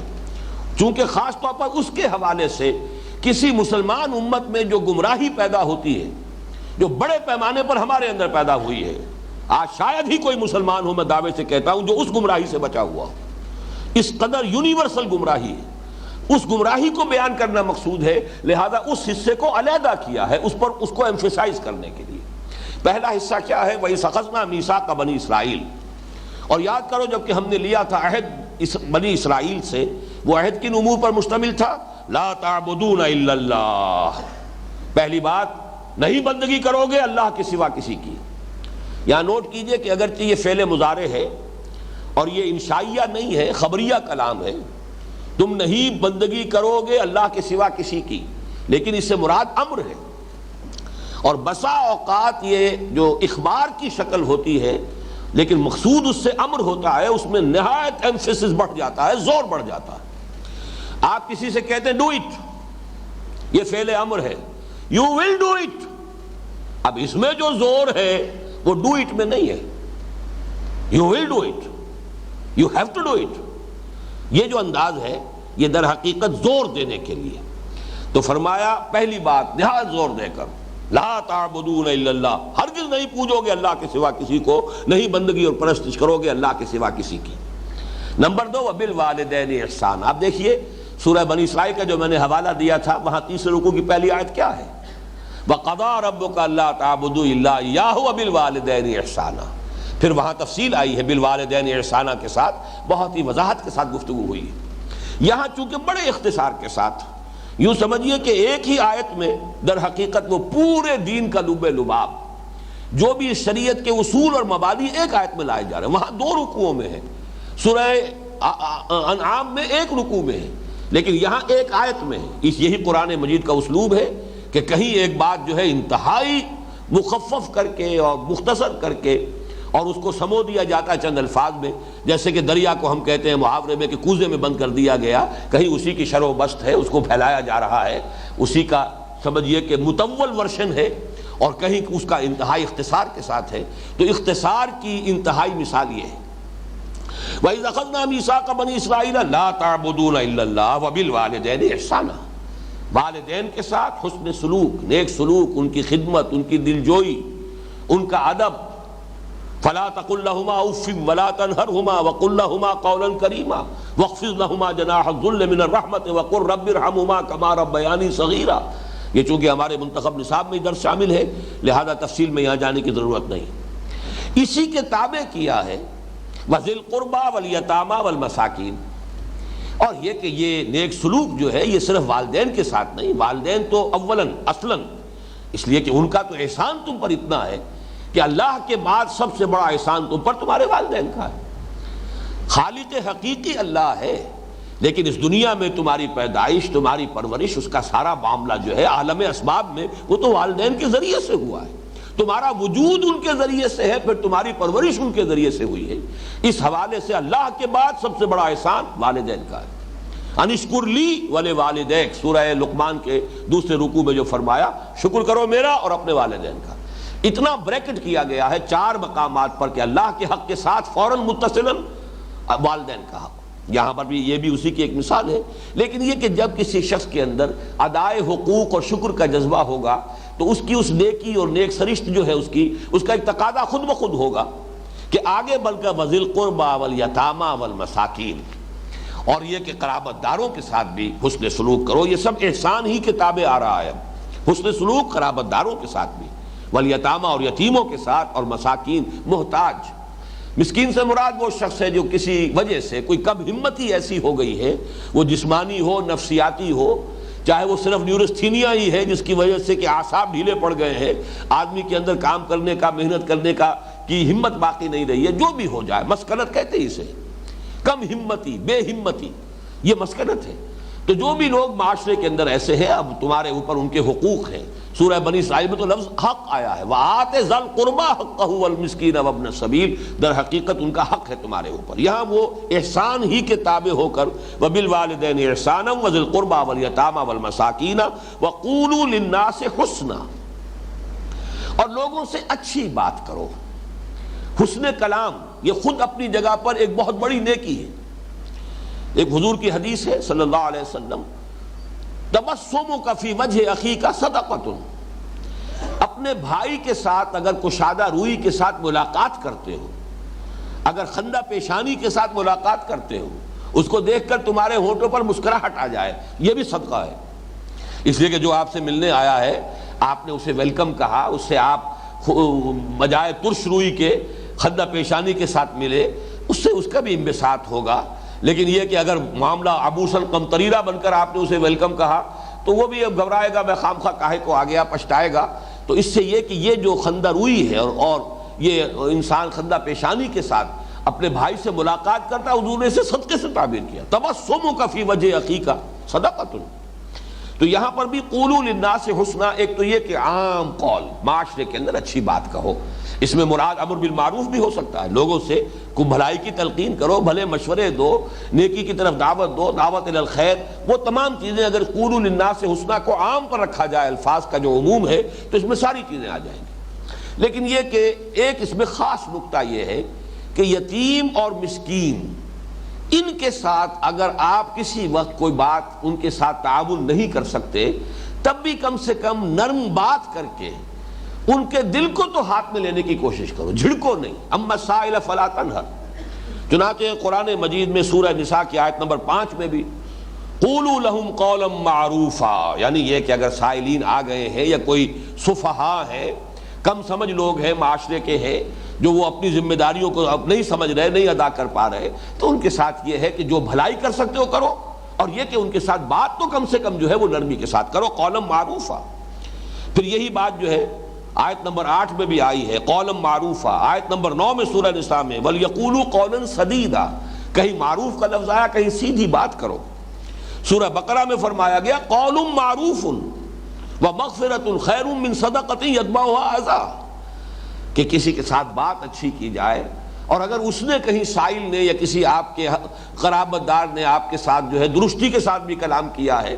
چاہے وہ اپنی احتیاط ہی کے لیے مدد مانگنے آیا تھا، لیکن انداز اس نے جو اختیار کیا ہے وہ آپ کے لیے ناپسندیدہ ہے، تو معاف کیجئے اس کو، اور اس کے ساتھ نیک رویہ رکھیے، نیک اچھی نرم بات کیجئے۔ یہ کہیں بہتر ہے اس سے کہ آپ تھوڑا بہت صدقہ بھی دے دیں، لیکن پھر بات ایسی کریں کہ جس سے جو ہے اس کا دل جو ہے وہ زخمی ہو جائے، اس کے عزت نفس مجروح ہو جائے۔ تو اس سے تو بہتر یہ ہے کہ تم نرم بات کہہ کر اور معاف کر کے اس سے جو ہے معذرت کر لو۔ اور یہ سورہ بنی اسرائیل میں تو یہ مضمون جو آیا ہے وہ تقریباً اسی ربط کے ساتھ آیا ہے، وَإِمَّا تُعْرِضَنَّ عَنْهُمُ ابْتِغَاءَ رَحْمَةٍ مِّن رَّبِّكَ تَرْجُوهَا فَقُل لَّهُمْ قَوْلًا مَّيْسُورًا، اگر تمہیں قرابت داروں سے اور مانگنے والوں سے اور مسافروں سے جن کا وہاں پر حق گنوایا گیا ہے اعراض کرنا ہی پڑ جائے، اس لیے کہ تم خود اپنے رب کی رحمت کے امیدوار ہو، یعنی یہ کنایا ہے اس سے کہ تم اس وقت خود جو ہے تمہارے پاس کچھ دولت نہیں ہے، پیسہ نہیں ہے، تم اس پوزیشن میں نہیں ہو کہ ان کی کوئی مدد کر سکو، تو قل لہم قولا میسورا، تو قولا میسور، قولا سدید، قولا معروفا، یہ تمام الفاظ جو آتے ہیں ایسے مواقع پر کہ جہاں سائلین یا جو بھی محتاج ہیں ان کا تذکرہ ہے، تو یہ ہو سکتا ہے کہ یہاں پر بھی خاص طور پر یہاں قولوا للناس حسنا میں اسی کی طرف اشارہ ہو۔ وَأَقِیمُوا الصَّلَاةَ وَآتُوا الزَّکَاةَ، اب چونکہ ایک طرف آیا تھا اللہ تعالیٰ کی بندگی، دوسری طرف تھا حسن سلوک، والدین سے شروع ہوا، ذی القربہ، یتامہ، مساکین، اور یہ کہ حسن کلام ہو، گفتگو کی جائے تو اچھی کی جائے، نرم کی جائے۔ اب اس کے لیے جو دین میں دو ستون قائم کر دیے گئے ہیں، اللہ کی بندگی کا ستون نماز، قائم رکھو نماز کو، اور یہ جو حقوق العباد کا معاملہ ہے وآتوا الزکاۃ، زکوٰۃ ادا کرو، یہ گویا کہ اس کے لیے جو اللہ تعالیٰ نے ایک نظام کی شکل دے دی ہے۔ ویسے تو اللہ کی بندگی کرنی ہے، چلتے پھرتے بیٹھے لیٹے اللہ کو یاد کرنا ہے، اللہ کے ساتھ ذکر کثیر کی کیفیت رکھنی ہے، لیکن ایک ہے اقامت الصلاۃ، یہ گویا کہ اس کے لیے ستون ہے، الصلاۃ و عماد الدین، یہ اس کی معین شکل ہے، یہ تو ہر حال میں تمہیں اس کا التزام کرنا ہے۔ اسی طریقے سے زکوٰۃ جو ہے وہ ایک معین ہے، اس کی پابندی تو کرنی ہی کرنی ہے، باقی اس سے بھی زیادہ دو، جیسے کہ حضور نے فرمایا کہ ان فی المال لحقا سوی الزکاۃ، منتخب نصاب کے درس نمبر 2 میں آیت البر کے ضمن میں یہ حدیث جو ہے ہم پڑھ چکے ہیں کہ ہرگز یہ نہ سمجھنا کہ بس زکوٰۃ دے دی ہے تو بس جو بھی حق تھا مال میں تم دوسروں کا، غرباء کا، بس وہ سارا کا سارا ادا ہو گیا۔ ان فی المال لحقا سوی الزکاۃ، زکوٰۃ کے علاوہ بھی ہے، اور حضور نے پھر وہی آیت مبارکہ جو ہے آیت بر تلاوت فرمائی، لیس البر ان تولوا وجوہکم قبل المشرق والمغرب ولکن البر من آمن باللہ والیوم الآخر والملائکۃ والکتاب والنبیین وآتى المال على حبه ذوي القربى واليتامى والمساكين وابن السبيل والسائلين وفي الرقاب وأقام الصلاة وآتى الزكاة۔ آتى الزكاة تو علیحدہ آ گیا، وہ جو معین نظام ہے وہ تو علیحدہ ہے، تو پہلے جو کہا گیا ہے کہ وآتى المال على حبه ذوي القربى واليتامى والمساكين وابن السبيل، یہ تو گویا کہ اس پر اضافی ہے۔ تو حضور نے اپنے اس قول کے لیے دلیل کے طور پر اس آیت مبارکہ کی تلاوت فرمائی، اور آپ کا قول کیا تھا؟ ان فی المال لحقا سوی الزکاۃ، کبھی یہ نہ سمجھنا کہ بس زکوٰۃ اگر ادا کر دی ہے تو سارا حق ادا ہو گیا، یقیناً تمہارے مال میں زکوٰۃ کے علاوہ بھی حق ہے، غرباء کا، محتاجوں کا، محرومین کا، سائلین کا، ذوی القربہ کا، ان کے حقوق جو ہے صرف زکوٰۃ پر آ کر ختم نہیں ہو جاتے۔ یہاں بھی اسی کی مثال ہے، وَأَقِیمُوا الصَّلَاةَ وَآتُوا الزَّکَاةَ ثُمَّ تَوَلَّیْتُمْ إِلَّا قَلِیلًا مِنکُم، یہ تو تم سے عہد لیا گیا تھا، قول و قرار لیا گیا تھا تمہارے ایلڈرز سے، جبکہ کوہ طور ان کے سروں پر معلق کر دیا گیا تھا، تمہارے سرکردہ 70 افراد تھے وہ جو حضرت موسیٰ علیہ السلام کے ساتھ گئے تھے، اور وہاں جب تورات کے وہ شریعت دے کر اور تم سے قول و قرار پختہ لیا گیا تھا، لیکن تمہارا حال یہ رہا ثُمَّ تَوَلَّیْتُمْ إِلَّا قَلِیلًا مِنکُم، پھر تم نے روگردانی کی، پیٹھ موڑ لی، اس عہد کو پورا نہیں کیا، طرح طرح سے بہانے بنا کر اس سے پہلوتہی کی راہ اختیار کی۔ ایک بہانہ تو وہ ہم پڑھ چکے ہیں کہ سبت کا قانون کیسے توڑا تم نے، کہ مچھلی پکڑی تو نہیں ہفتے کے روز، لیکن ہفتے کے روز ساری محنت ہوتی رہی، سارا وقت صرف ہو گیا اسی میں کہ وہ گڑھے کھود کھود کر سمندر کا پانی مچھلیوں سمیت وہ تالاب بنا لیے جائیں، تاکہ یہ کہ پھر اتوار کو جا کر پکڑ لیں۔ تو وہ روح دین ختم، اس لیے کہ وہ تو اس لیے تھا کہ پورا ہفتے کا دن تم صرف کرو اللہ کی یاد میں، عبادت میں، تلاوت میں، تورات کی تلاوت کرو، تعلیم و تعلم کا معاملہ ہو، سمجھنے سمجھانے کا ہو، آپس میں مذاکرہ ہو رہا ہو تورات کا، اللہ کو یاد کرو، نماز پڑھو، اس کے لیے تھا۔ تم نے یہ کیا کہ وہ وقت تو لگا دیا سارا جو ہے اسی دھندے کے اندر، لیکن اپنے دل میں مطمئن یہ کہ ہم نے مچھلی پکڑی نہیں ہے، لہذا گویا کہ قانون شریعت کی ہم نے خلاف ورزی نہیں کی ہے۔ یہ بھی بالکل وہی بات ہے کہ اندر سے وہی دیمک چٹ کر چکی ہے، لیکن اوپر ونیئر لگا ہوا ہے، لکڑی کی ایک تختی سی جو ہے وہ اس نے چھوڑ دی ہے، تاکہ جو ہے گھر والا جو ہے اسے یہ خیال نہ ہو کہ میری چوکھٹ جو ہے وہ ختم ہو گئی، بلکہ دھوکے ہی کے اندر رہے کہ چوکھٹ تو کھڑی ہے، جبکہ حقیقت میں وہ دیمک جو ہے اندر سے اسے کھوکھلا کر چکی ہے۔ تو تم نے بھی شریعت کے ساتھ یہی تم نے مذاق کیا ہے، یہی کھیل کھیلا ہے۔ تو یہاں فرمایا ثم تولیتم الا قلیلا منکم وانتم معرضون، یہ انتم معرضون، تمہارے اندر اعراض، پہلوتہی کرنا، کسی طریقے سے شریعت کی پابندیوں سے اپنے آپ کو بچانا، اس کا رجحان جو ہے نہایت راسخ تھا، پختہ تھا۔ یہ تم نے جو کچھ کیا ہے نیت کے ساتھ کیا، ارادے کے ساتھ کیا، وانتم معرضون، یہ ایسا نہیں ہے کہ مغالطے میں ہوا ہو۔ مغالطے میں، جہالت میں، نادانی میں اگر کوئی گناہ ہو جاتا ہے تو اس کا تو قانون یہ ہے کہ جیسے ہی آدمی کو ہوش آئے فوراً توبہ کرے. تو التائب من الذنب کمن لا ذنب لہ، گناہ سے توبہ کر لینے والا تو ایسا ہے جیسے کہ اس نے کبھی گناہ کیا ہی نہیں تھا. اب آئیے وہ دوسرا جو خاص میثاق ہے جس کے حوالے سے ایک بہت بڑی گمراہی ہے جس کا تذکرہ ہونے والا ہے، اور پھر یہ نوٹ کیجئے گا کہ یہ اصل میں وہ شے ہے کہ جو آج تقریباً ہر مسلمان کی زندگی کے اندر موجود ہے، وہ عملی گمراہی. وَإِذْ أَخَذْنَا مِيثَاقَكُمْ لَا تَسْفِكُونَ دِمَاءَكُمْ، اور ذرا یاد کرو جب کہ ہم نے تم سے ایک عہد اور بھی لیا تھا. حالانکہ اس کو شامل کیا جا سکتا تھا، لیکن جیسا کہ میں نے عرض کیا ہے اس عہد کو چونکہ وہ ایک جنرل ہے، وہ دین کی بنیادی حقیقت، چاہے وہ شریعت محمدی ہے یا شریعت موسوی تھی علیہم الصلاۃ والسلام، ان دونوں کے بارے میں جو اقدار مشترک تھی انہیں علیحدہ کر دیا. اب ایک خاص جو ان سے لیا گیا تھا، اور یہ ہے در حقیقت ایک دوسرے انداز میں مسلمانوں کو بھی اس کی تلقین کی گئی. بار بار قرآن میں آتا ہے اشداء علی الکفار رحماء بینہم اعزۃ علی الکافرین اذلۃ علی المؤمنین، اہل ایمان کے حق میں نہایت نرم ہو، حلقہ یاراں تو بریشم کی طرح نرم، اور رسم حق و باطل ہو تو فولاد ہے مومن. اشداء علی الکفار رحماء بینہم، تو تمہیں آپس میں کیسے رہنا چاہیے؟ مسلمانوں کا مسلمانوں کے ساتھ طرز عمل، یا چونکہ اس وقت کی مسلم امت جو ہے وہ بنی اسرائیل تھے، تو ان سے کیا عہد لیا گیا تھا اسے غور سے سنیے. وَإِذْ أَخَذْنَا مِيثَاقَكُمْ، اور یاد کرو جب کہ ہم نے تم سے میثاق لیا تھا، ایک اور قول و قرار بھی بڑا پختہ لیا تھا. وہ کیا تھا؟ لا تسفکون دماءکم. یہاں پھر دیکھیے وہی فعل مضارع ہے، تم نہیں بہاؤ گے اپنا خون. اور یہ قرآن مجید کا بڑا لطیف انداز ہے. لا تسفکون دماءکم، کم سے مراد کیا ہے؟ یعنی کوئی اسرائیلی کسی دوسرے اسرائیلی بھائی کا خون نہ بہائے. دیکھنا تمہیں آپس میں رحماء بینہم بن کر رہنا ہے، تمہیں ایک دوسرے کی عزت، ایک دوسرے کے مال، ایک دوسرے کی جائیداد، ایک دوسرے کی جان، اس کے محافظ بن کر رہنا ہے. لا تسفکون دماءکم، کبھی اپنا خون نہ بہانا، آپس میں مت لڑنا، کچھ تو خون نہ کرنا، ایک دوسرے کو قتل نہ کرنا، ایک دوسرے سے جنگ نہ کرنا. وَإِذْ أَخَذْنَا مِيثَاقَكُمْ لَا تَسْفِكُونَ دِمَاءَكُمْ وَلَا تُخْرِجُونَ أَنفُسَكُمْ مِنْ دِيَارِكُمْ، اور نہ نکالنا اپنے آپ کو اپنے گھروں سے. یہاں پر بھی وہی بات، اپنے آپ کو نکالنے سے مراد کیا ہے؟ اپنے اسرائیلی بھائیوں کو مت نکالنا ان کے گھروں سے. لیکن چونکہ تم ایک امت ہو، جیسے حضور نے فرمایا مسلمان ایک امت ہے اور ہر مسلمان دوسرے مسلمان کا بھائی ہے، المسلم اخو المسلم، اس حوالے سے اگر تم نے اپنے کسی بھائی کا خون بہایا تو گویا کہ اپنا خون بہایا. جیسے ایک حدیث میں آتا ہے کہ کبھی اپنے ماں باپ کو گالی مت دیا کرو. اور کسی نے پوچھا حضور کون ہے جو اپنے ماں باپ کو گالی دے گا؟ آپ نے فرمایا تم اگر کسی کے ماں باپ کو گالی دیتے ہو تو وہ پلٹ کر تمہارے ماں باپ کو گالی دے گا، تو گویا کہ تم نے خود اپنے ماں باپ کو گالی دی ہے. یہ انداز ہے بڑا بلیغ سمجھانے کا. تم نے اگر کسی کی عزت پر حملہ کیا، اپنے مسلمان بھائی کی عزت پر، تو تم نے اصل میں اپنی عزت پر حملہ کیا ہے. تو وہ انداز ہے وَإِذْ أَخَذْنَا مِيثَاقَكُمْ لَا تَسْفِكُونَ دِمَاءَكُمْ، تم ہرگز نہیں بہاؤ گے اپنا خون، یعنی کوئی اسرائیلی دوسرے اسرائیلی کا خون نہیں بہائے گا. وَلَا تُخْرِجُونَ أَنفُسَكُمْ مِنْ دِيَارِكُمْ، اور تم اپنے آپ کو، یعنی کوئی اسرائیلی کسی دوسرے اسرائیلی کو ان کے گھروں سے نہیں نکالے گا، ان کے شہروں سے یا ان کے ملکوں سے ملک بدر نہیں کرے گا.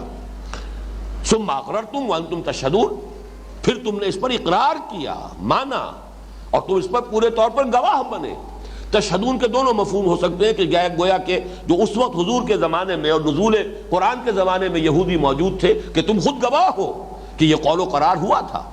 تمہاری تورات کے اندر یہ قول و قرار موجود ہے کہ ہم نے تم سے یہ عہد لیا تھا، اور یہ کہ جس وقت انہوں نے عہد کیا تھا جان بوجھ کر کیا تھا، پورے شعور کے ساتھ کیا تھا. اس معنی میں وانتم تشہدون کا مفہوم وہ ہوگا جو ہم کرتے ہیں.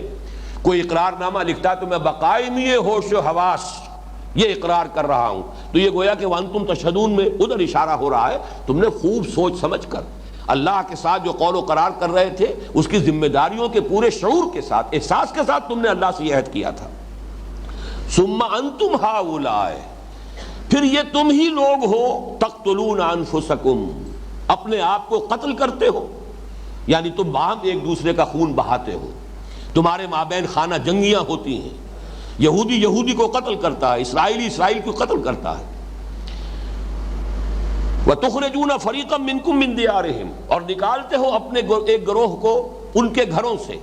اب یہاں پر ذرا وہ کم جو ہے وہ انفسکم کی بجائے فریقم منکم، تم نکالتے ہو اپنے میں سے ایک گروہ کو، ایک جماعت کو ان کے گھروں سے. تظاہرون علیہم بالاسم والعدوان، اور ان کے خلاف جتھا بندی کرتے ہو گناہ کے ساتھ اور زیادتی کے ساتھ۔ اسم کہتے ہیں کسی کی حق تلفی، اور عدوان ہے کسی کے حق پر چھاپا ڈالنا، دست درازی کرنا۔ یہ گویا کہ گناہ کے دو پہلو ہو گئے۔ ایک گناہ وہ ہے جس میں تقصیر کا پہلو ہے، آپ پر کوئی ذمہ داری تھی آپ نے ادا نہیں کی، یہ اسم ہے۔ اور ایک یہ کہ آپ نے کسی کا حق تلف کیا، کسی کے حق پر دست درازی کی ہے، چھینا جھپٹی کی ہے، یہ عدوان ہے۔ تظاہرون علیہم بالاسم والعدوان، تم گناہ اور زیادتی کے ساتھ ایک دوسرے کے خلاف، اپنے ہی گروہوں کے خلاف، اپنے ہی قبائل کے خلاف تم جو ہے جتھا بندی کرتے ہو۔ مظاہرہ جو ہے تظاہرون، یہ در حقیقت اپنی پیٹھوں کو جوڑ لینا۔ کہیں کوئی بڑا سخت مقابلہ ہو جائے تو پیٹھ سے پیٹھ جوڑ کر کھڑے ہو جایا کرتے تھے لوگ، تاکہ ادھر سے حملہ آور آ رہا ہے تو یہ اس سے نمٹ لے گا، ادھر سے آ رہا ہے تو وہ نپٹے گا۔ یہ ہے اصل میں کسی مقصد کے لیے اپنی پیٹھیں جمع کر لینا، جوڑ لینا۔ تو اس طریقے سے تظاہرون، زہر سے تم ایک دوسرے کے خلاف، ایک دوسرے کے اپنی قبائلی جنگوں کے اندر مظاہرہ کرتے تھے اور ان جتھے بندی کرتے تھے ان کے خلاف۔ وَإِن يَأْتُوكُمْ أُسَارَىٰ تُفَادُوهُمْ، اور اگر وہ تمہارے پاس آتے ہیں اسیر ہو کر تو اب فتیہ دے کر چھڑاتے ہو، کیونکہ شریعت موسوی میں یہ تھا کہ اگر کوئی اسرائیلی کسی دوسرے اسرائیلی کو دیکھے کہ وہ کہیں قید ہے تو اس پر لازم ہے کہ فدیہ دے کر چھڑائے۔ یہ بھی شریعت کا حکم ہے۔ اس شریعت کے حکم پر تو بڑی تم پابندی کے ساتھ عمل کرتے ہو، لیکن وہ بھی تو شریعت کا حکم تھا کہ مت ایک دوسرے کو قتل کرو، وہ بھی تو شریعت کا حکم تھا کہ مت ایک دوسرے کو ان کے گھروں سے نکالو۔ وہ دو حکم جو ہیں وہ تو تم نے نظر انداز کیے۔ البتہ ایک تیسرا حکم کہ اگر کہیں کسی یہودی کو، اسرائیلی کو تم دیکھ پاؤ کہ وہ اسیر ہے کہیں، اب اسیری ہوا کرتی تھی، کوئی مقروض ہے قرض نہیں ادا کر پایا تو وہ کہیں اسیر ہے تو اس کا قرض ادا کرو، اسے چھڑواؤ، تم پر لازم ہے کیونکہ تمہاری امت کا فرد ہے، لہذا تم فدیہ دے کر چھڑاؤ۔ یا یہ کہ کہیں اسی طریقے سے باہمی خانہ جنگی کے اندر کسی دشمن کے ہتھے چڑھ گیا کوئی اسرائیلی، وہ میں اس کا تاریخی پس منظر ابھی آپ کے سامنے عرض کروں گا کہ 3 ادوار کے حوالے سے اس کو سمجھ لیجئے کہ ہوتا کیا تھا۔ پہلی بات یہ کہ حضرت موسیٰ علیہ السلام کے زمانے میں تو آپ کو معلوم ہے کہ کوئی ایک اسرائیلی ریاست قائم نہیں ہوئی، اس لیے کہ جنگ کا موقع جب آیا تھا کورا جواب پوری قوم نے دے دیا۔ 6 لاکھ افراد تھے، حالانکہ ایکسوڈس جو ہے، بک آف ایکسوڈس، کتاب الخروج یا سفر خروج جو تورات کی ہے، اس میں گنتی دے رکھی ہے، 12 قبیلے، اتنے مرد، اتنے عورتیں، اتنے بچے فلاں قبیلے کے، اتنے مرد، اتنی عورتیں، اتنے بچے فلاں قبیلے کے۔ تو 6 لاکھ افراد تھے 12 قبیلوں کے۔ لیکن یہ کہ جب حضرت موسیٰ علیہ السلام نے فرمایا، حکم دیا کہ اب اللہ کا حکم ہے جنگ کرو، پوری قوم نے کورا جواب دیا، فَاذْهَبْ أَنْتَ وَرَبُّكَ فَقَاتِلَا إِنَّا هَاهُنَا قَاعِدُونَ۔ موسیٰ تم جاؤ، تمہارا رب جائے، تم قتال کرو، ہم تو یہیں بیٹھے۔ حضرت موسیٰ علیہ السلام پر شدید بیزاری طاری ہوئی، اور یہ واقعہ یہ ہے کہ وہ موسیٰ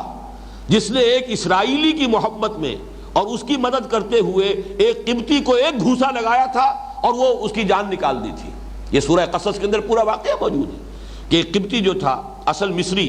قوم فرعون کا فرد، اور ایک اسرائیلی محکوم فرد، ان دونوں کے درمیان جھگڑا ہو رہا تھا۔ اس اسرائیلی نے استغاثہ کیا، حضرت موسیٰ علیہ السلام سے مدد مانگی، حضرت موسیٰ علیہ السلام نے اس قبطی کو ایک گھوسا لگایا ہے، فقضا علیہ، اس کی جان نکال دی۔ اتنی حمیت موجود اپنی قوم کے لیے، لیکن وہی موسیٰ علیہ السلام ہے جو کہتے ہیں رب انی لا املک الا نفسی واخی فافرق بیننا وبین القوم الفاسقین، اے رب مجھے تو اختیار ہے تو صرف اپنی جان کا ہے اور اپنے بھائی ہارون کی جان کا ہے، باقی پوری قوم کورا جواب دے رہی ہے ہم جنگ کرنے کے لیے تیار نہیں، میں کیا کروں؟ تو اے پروردگار اب ہمیں ان سے علیحدہ کر دے، میں ان ناہنجاروں کے ساتھ مزید رہنے کے لیے تیار نہیں۔ اتنی بیزاری، اگرچہ اللہ تعالیٰ نے حضرت موسیٰ کی یہ درخواست قبول نہیں کی، حضرت موسیٰ کو ان کے ساتھ رہنا پڑا، البتہ سزا یہ دی گئی فَإِنَّهَا مُحَرَّمَةٌ عَلَيْهِمْ 40 سنہ، 40 برس تک یہ ارض مقدس فلسطین ان پر حرام رہے گی۔ اگر اس وقت یہ جنگ کرتے ابھی ہم فلسطین فتح کرا دیتے ان کے ہاتھوں اور حکومت قائم ہو جاتی، اور اگر حکومت قائم ہوتی حضرت عیسیٰ اس کے سربراہ ہوتے، جیسے کہ مدینے میں حکومت قائم ہوئی تو محمد الرسول اللہ سربراہ ہے، اور اس کے بعد جو ہے توسیع کا عمل شروع ہو گیا، چند سالوں کے اندر اندر پورا جزیرہ نماء عرب جو ہے زیر نگین آ گیا، اسلامی ریاست قائم ہو گئی، انقلاب کی تکمیل ہو گئی جزیرہ نماء عرب کی حد تک، اور پھر 24 برس کے اندر اندر کہاں اٹلانٹک سے آکسس تک وہ جو اسلام کا خلافت کا نظام قائم ہو گیا۔ لیکن چونکہ حضرت موسیٰ کے زمانے میں یہ حکومت قائم نہیں ہو سکی، حضرت موسیٰ کا انتقال، حضرت ہارون، دونوں کا انتقال انہی 40 سالوں کے دوران ہو گیا، جسے یہ جو بھی صحرائے تیہ کے اندر یہ بھٹکتے پھرے ہیں، اور وہاں کہیں پر ان کی حکومت قائم نہیں ہو سکتی۔ البتہ حضرت موسیٰ علیہ السلام کے جانشین جوشوا، حضرت یوشع ابن نون، ان کی سرکردگی میں پھر وہ نسل جو صحرا میں پیدا ہوئی ہے 40 سالوں کے دوران، وہ غلام قوم جو مصر میں فرائنہ اور ان کی قوم کی غلامی کا داغ لے چکی تھی، اس میں تو ہمت نہیں تھی کہ وہ جنگ کے لیے میدان میں آ سکتی، لیکن وہ صحرا میں جو قوم پیدا ہوئی ہے اب ان کی، وہ نئی نسل فطرت کے مقاصد کی کرتا ہے نگہبانی، یا بندہ صحرائی یا مرد کوہستانی، تو یہ صحرائی نسل جو ابری ہے پھر اس نے جہاد کیا ہے۔ لیکن یہ کہ ایک بڑی غلطی انہوں نے یہ کی کہ فلسطین کو فتح کر کے وہاں 12 حکومتیں قائم کر دی، ہر قبیلے نے اپنی علیحدہ حکومت بنا لی بجائے اس کے کہ ایک مرکزی حکومت قائم ہوتی۔ نتیجہ یہ نکلا جب 12 حکومتیں ہوں گی تو آپس میں چپقلش بھی ہوگی، کہیں نہ کہیں کوئی اختلاف بھی ہوگا، کہیں نہ کہیں کوئی جھگڑا ہو جائے گا۔ ان جھگڑوں میں پھر وہ جو آپس کے جو مشرکین آباد تھے، یہ مختلف جو قبائل تھے، پھر ان سے مدد لیتے تھے ایک دوسرے کے خلاف۔ جیسے ہندوستان میں جب انگریز آ رہا تھا تو یہی ہو رہا تھا نا،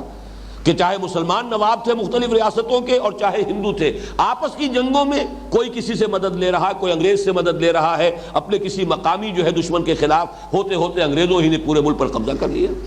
یہ کیفیت رہی ہے 300 برس تک، ان کی کوئی مرکزی حکومت قائم نہیں ہوئی، آپس میں لڑتے رہتے تھے۔ لیکن ہوتا کیا تھا وہ یہاں پر بیان کیا گیا، جب آپس میں جنگ ہوئی، کسی غیر اسرائیلی قوم کے ساتھ اتحاد کر کے کسی اسرائیلی قبیلے کے خلاف جنگ کی، اب ظاہر بات ہے کہ اسرائیلیوں کے ہاتھوں اسرائیلی قتل بھی ہوئے، اور وہ جو غیر اسرائیلی تھا جس کی مدد لی تھی، وہ کچھ اسرائیلیوں کو لے گئے قیدی بنا کر، اب وہ قیدی ہے اسرائیلی جو غیر اسرائیلی قوم کے قبضے میں ہے۔ اب انہیں یاد آیا شریعت کا حکم، کہ شریعت کا حکم تو یہ ہے کہ اسرائیلی اگر قید میں ہو تو ان کو فدیہ دے کر چھڑاؤ، لہذا اب شریعت پر عمل کر رہے ہیں کہ جا کر فدیے دے کر انہیں چھڑا کر لا رہے ہیں۔ یہ ہے ان کا طرز عمل کہ شریعت کے ایک حصے کو نظر انداز کیا۔ اللہ نے تو حکم دیا تھا آپس میں جنگ مت کرو، ایک دوسرے کے خلاف مت لڑو، ایک دوسرے کا خون مت بہاؤ، ایک دوسرے کو ان کے گھروں سے مت نکالو، یہ سارے احکام تو نظر انداز، لیکن ایک حکم جو ہے کہ اگر اسرائیلی کہیں پر قیدی ہو تو اسے فدیہ دے کر چھڑاؤ، اس پر عمل ہو رہا ہے پورے اہتمام کے ساتھ۔ اس کے بعد ہوا یہ کہ پھر حضرت طالوت کے زمانے میں جالوت کو جب شکست دی ہے، حضرت داؤد کی حکومت قائم ہوئی، یہ ان کا گولڈن ایرا ہے 100 برس کا۔ 16 برس حضرت طالوت کے، 40 برس حضرت داؤد کے اور 40 برس حضرت سلیمان کے۔ یہ گویا کہ یوں سمجھیے کہ اگرچہ 300 برس کا فصل ہے، لیکن یہ خلافت راشدہ کی جو 3 خلافتیں ہماری ہیں جو متفق علیہ ہیں۔ حضرت ابوبکر صدیق 2.5 برس، حضرت عمر فاروق 10 برس، حضرت عثمان 12 برس، یہ گویا کہ 24 برس بنتے ہیں۔ وہاں یہ 100 برس کی مدت ہے، لیکن ہے وہ 3 کا عدد موجود ہے، حضرت طالوت، حضرت داؤد، حضرت سلیمان۔ اس کے بعد کیا ہوا، جیسے کہ حضرت علی کے زمانے میں 2 حکومتیں علیحدہ ہو گئی، حضرت علی کی خلافت، لیکن یہ کہ شام کی حکومت حضرت امیر معاویہ کی علیحدہ ہے۔ اسی طریقے سے حضرت سلیمان کے بعد پھر ان یہودیوں کی 2 حکومتیں قائم ہوئی، اسرائیلی حکومت اور یہودا کی حکومت۔ پھر ان میں جنگیں چلتی رہیں، وہی کچھ ہوا ایک دوسرے، اور ظاہر بات ہے کہ پھر فلسطینی جو اور دوسری اقوام تھیں غیر اسرائیلی، ان سے ایک دوسرے کے خلاف مدد لیتے تھے، پھر بھی وہاں پر بھی یہی ہو رہا ہے، یہاں تک کہ عین حضور کے زمانے میں ہوا ہے۔ اسی آیت کے کا یوں سمجھیے ایک نقشہ سامنے آیا۔ مدینے میں آپ کو معلوم ہے کہ 2 تو تھے اصل عرب قبائل، اوس اور خزرج۔ اصل میں یہ یمن سے، جبکہ وہاں پر وہ سد معارب ٹوٹا ہے اور سیلاب آیا ہے، تو وہاں سے جو عرب قبیلے نکلے ہیں تو کوئی تو چلے گئے عراق تک، کوئی شام میں جا کر آباد ہو گئے، کچھ قبیلے، یہ 2 قبیلے آ کر یہ یہاں اس مدینے کی بستی کے اندر یثرب میں آباد ہوئے، اوس اور خزرج، یہ ہے اصل عرب۔ لیکن 3 یہ یہودی قبیلے یہاں پر آباد تھے، بنو قینقاع، بنو نذیر اور بنو قریظہ۔ اب اوس اور خزرج کے جو 2 قبیلے تھے، ان کی آپس میں کھٹ پٹ رہتی تھی، چپقلش ہے، قبائلی جنگیں ہوتی ہیں۔ ان میں سے 2 جو تھے قبیلے یہود کے، بنو نذیر اور بنو قریظہ، وہ اوس کا ساتھ دیتے تھے، اور ایک قبیلہ بنو قینقاع وہ خزرج کا ساتھ دیتا تھا۔ جنگ بعاث میں یہی شکل رہی، اصل جنگ تھی اوس اور خزرج کے مابین، لیکن خزرج کے ساتھ بنو قینقاع موجود ہے اور اوس کے ساتھ بنو نذیر اور بنو قریظہ موجود ہے۔ جنگ ہوئی ہے، ایک دوسرے کو قتل کیا ہے، اور ایک دوسرے کے قیدی جب چلے گئے ہیں اوس کے کیے یا خزرج کے قید میں، اب ان کو فدیہ دے کر چھڑا رہے ہیں۔ تو گویا کہ یہ ان کی پوری تاریخ کے اندر ایک تسلسل ہے اس عمل کا، کہ عہد یہ لیا گیا تھا وَإِذْ أَخَذْنَا مِيثَاقَكُمْ لَا تَسْفِكُونَ دِمَاءَكُمْ وَلَا تُخْرِجُونَ أَنفُسَكُمْ مِنْ دِيَارِهِمْ ثُمَّ أَقْرَرْتُمْ وَأَنْتُمْ تَشْهَدُونَ ثُمَّ أَنْتُمْ هَؤُلَاءِ تَقْتُلُونَ أَنفُسَكُمْ وَتُخْرِجُونَ فَرِيقًا مِنْكُمْ مِنْ دِيَارِهِمْ تَظَاهَرُونَ عَلَيْهِمْ بِالْإِثْمِ وَالْعُدْوَانِ وَإِنْ يَأْتُوكُمْ أُسَارَىٰ تُفَادُوهُمْ، اور اگر وہ قیدی بن کر آئیں تو تم انہیں لازماً فدیہ دے کر چھڑاتے ہو۔ یہ تمہارا بڑا تقویٰ ہے، بڑی دینداری ہے، بڑی شریعت کی پابندی ہے جس کا مظاہرہ تم کرتے ہو کہ ہم نے اپنے اسرائیلی قیدیوں کو فدیہ دے کر چھڑا لیا، حالانکہ وہ قیدی بنے ہی تمہارے اپنے غیر شرعی عمل کی وجہ سے۔ وَهُوَ مُحَرَّمٌ عَلَيْكُمْ إِخْرَاجُهُمْ، حالانکہ ان کا نکلوانا وہاں سے وہی تم پر حرام تھا۔ وہ حرام بات تو یاد نہیں رہی، اس کے اوپر تو خوب تم نے جو بھی وقتی اپنی مصلحت تھی اس کے تحت اس کی دھجیاں اڑا دی، لیکن یہ کہ اب دوسرے حکم پر، شریعت کے حکم پر عمل کر رہے ہو۔ اب یہ جنرلائزیشن آ رہی ہے جس کے بارے میں نے کہا یہ وہ بات ہے جو صرف یہود کے اوپر صادق نہیں آتی، آج ہر مسلمان کے اوپر صادق ہے، اس لیے کہ استثناء اتنا کم ہے، الا ماشاء اللہ، شاذ ہوگا کوئی، بالفعل شاید کوئی ایک بھی نہ ہو۔ افتؤمنون ببعض الکتاب وتکفرون ببعض، تو کیا تم ہماری کتاب اور شریعت کے ایک حصے کو مانتے اور ایک کو نہیں مانتے؟ ایک حکم یہ تھا کہ آپس میں ایک دوسرے کو قتل نہ کرو، یہ تم نے پاؤں تلے رون دیا۔ یہ بھی حکم تھا شریعت کا کہ ایک دوسرے کو ان کے گھروں سے مت نکالو، یہ بھی تم نے شریعت کا حکم جو ہے پاؤں تلے رون ڈالا۔ ہاں شریعت کا ایک حکم تمہیں یاد ہے کہ اسرائیلی اگر قید میں ہے تو اسے فدیہ دے کر چھڑاؤ، تو تم نے شریعت کے حصے بکھرے کر لیے، تم شریعت کے ایک حصے کو مانتے ہو ایک کو نہیں مانتے ہو۔ یہاں پہ لفظ کتاب جو آیا اس کو نوٹ کر لیجئے، یہ ہم کئی مرتبہ دیکھ چکے ہیں کہ شریعت کے لیے لفظ کتاب آتا ہے، کوئی شے فرض کی جاتی ہے، کتب علیکم القتال، کتب علیکم الصیام۔ کتاب کا لفظ جو ہے خاص طور پر قرآن مجید کا وہ حصہ کہ جو احکام شریعہ پر مشتمل ہے، حلال اور حرام اور فرائض اور نواہی پر، در حقیقت وہ کتاب ہے۔ آیات سے مراد وہ ہے کہ جس میں ایمان کے دلائل دیے گئے ہیں، تزکیے کا مضمون بھی اس میں موجود ہے، حکمت کی آیات بھی موجود ہے، تاریخ کی آیات بھی موجود ہے، پچھلی قوموں کے جو حالات ہیں وہ بھی موجود ہے۔ خاص طور پر جو احکام شریعت ہوں گے وہ لفظ کتاب جو ہے وہ ان کی طرف اشارہ کرے گا۔ افتؤمنون ببعض الکتاب وتکفرون ببعض، تو کیا تم کتاب کے ایک حصے پر ایمان رکھتے ہو اور ایک حصے کا انکار کر رہے ہو، ایک حصے کا کفر کر رہے ہو؟ یہ کفر کیا ہے؟ یہ کفر قولی نہیں ہے، کفر عملی ہے۔ وہ یہ نہیں کہتے تھے کہ ہم تورات کے اس حصے کو نہیں مانتے، لیکن عملاً اس پر جب عمل نہیں کر رہے ہیں تو گویا کہ اس کی تکذیب کر رہے ہیں۔ یہی جو میں نے پچھلے دونوں جمعوں میں جو تقریر کی ہے کہ آج ہم اپنے طرز عمل سے قرآن کی تکذیب کر رہے ہیں، حالانکہ جیسے کہ قرآن مجید میں سورہ جمعہ کی آیت نمبر 5 میں فرمایا گیا مثل الذین حملوا التوراۃ ثم لم يحملوها كمثل الحمار يحمل اسفارا بئس مثل القوم الذین کذبوا بآیات اللہ واللہ لا یہدی القوم الظالمین۔ مثال اس قوم کی جو حامل تورات بنائی گئی، پھر اس نے اس کی ذمہ داریوں کو پورا نہیں کیا، اس گدھے کی سی ہے جس پر کتابوں کا بوجھ لدا ہوا ہے، اور بری ہے مثال اس قوم کی جس نے آیات الہی کو جھٹلایا۔ تو تورات کو بھی کبھی یہود نے جھٹلایا تو نہیں، جیسے ہم مدعی ہیں اس قرآن پر ایمان کے، ویسے وہ مدعی رہے ہمیشہ کہ یہ تورات اللہ کی کتاب ہے۔ عمل سے جھٹلایا جب آپ اس پر عمل نہیں کرتے، جیسے کل بھی میں نے حدیث سنائی تھی خطبہ جمعہ میں، حضور نے فرمایا ما آمن بالقرآن من استحل محارمہ، جس شخص نے قرآن کی حرام کردہ چیزوں کو اپنے لیے حلال ٹھہرا لیا اس کا قرآن پر کوئی ایمان نہیں ہے۔ کہتا رہے کہ میرا ایمان ہے قرآن پر، لیکن اگر جس شے کو قرآن حرام کہہ رہا ہے وہ اس کو حلال اپنے لیے ٹھہرا بیٹھا ہے تو پھر اس کا کوئی ایمان قرآن پر نہیں۔ تو یہاں پر بھی وہی سمجھیے کہ تم ان یاتوکم اسارا تفادوہم وہو محرم علیکم اخراجہم افتؤمنون ببعض الکتاب وتکفرون ببعض۔ اب آپ غور کیجئے آج ہمارا حال کیا ہے۔ میں یہ سمجھتا ہوں کہ 99.9 ریکرنٹ% مسلمان آج اس آیت کا بالکل مصداق ہے۔ کچھ تو وہ ہیں جو نماز روزے کا بھی کوئی خیال نہیں، عظیم اکثریت ایسے لوگوں کی۔ اس کے بعد کچھ لوگ ہیں نماز روزہ تو پکا ہے، باقی حرام کاروبار سارا کا سارا دھڑلے کے ساتھ ہو رہا ہے، سودی لین دین ہو رہا ہے، جو بھی ہو رہا ہے، رشوتیں ہو رہی ہیں، رشوت کی گرم بازاری ہے، جو بھی ہو رہا ہے سب کچھ معلوم ہے۔ کاروبار تو آج کی دنیا میں حلال کے دائرے میں رہ کر کرنا ناممکن ہے۔ ہم شریعت کے ایک حصے پر عمل کر رہے ہیں، ایک کو ہم نے پاؤں تلے رون دیے۔ یہ آج اس اعتبار سے بہت اہم ہے کہ اس کا جو نتیجہ نکلتا ہے وہ آج پوری امت کے ماتھے پر لکھا ہوا ہے۔ فما جزاء من يفعل ذلك منكم، تو جو کوئی بھی تم میں سے یہ حرکت کرے گا، یہ طرز عمل اختیار کرے گا کہ شریعت کے ایک حصے پر عمل کرے اور ایک کو چھوڑ دے، ایک کو قبول کرے ایک کو رد کر دے، اس کی کوئی سزا اس کے سوا نہیں ہے الا خزی فی الحیات الدنیا، کہ دنیا کی زندگی میں رسوائی ہو، ذلت ہو۔ یہ ہے آج ہیوملیشن جو ہو رہی ہے پوری دنیا کے اندر، چاہے یہ کہ 1 بلین سے زیادہ ہے، بہت بوسٹ کرتے ہیں ہم، every fifth human being on this planet is a Muslim, every fifth، 1/5 آبادی کا حصہ پوری دنیا کی، کتنا بڑا چنک آف ٹیریٹری ہے جو ہمارے قدموں تلے ہے۔ چلے جائیے جاوا، سماٹرا، بورنیو سے لے کر، اور یہ کہ موریتانیہ جو ہے ویسٹ کوسٹ جو ہے افریقہ کا، اس میں سے آپ کہیں گے کہ تھوڑا سا یہ بھارت کا علاقہ آ جاتا ہے جو سالڈ نہیں ہے، لیکن بھارت میں کم سے کم 18 کروڑ مسلمان آباد، اور کون سے ہمارے پاس وسائل نہیں ہیں۔ آج کی سب سے بڑی دولت، تیل کے سب سے بڑے ذخائر وہ ہیں جو ہمارے قدمے تلے ہیں۔ عزت نام کی شے نہیں ہے،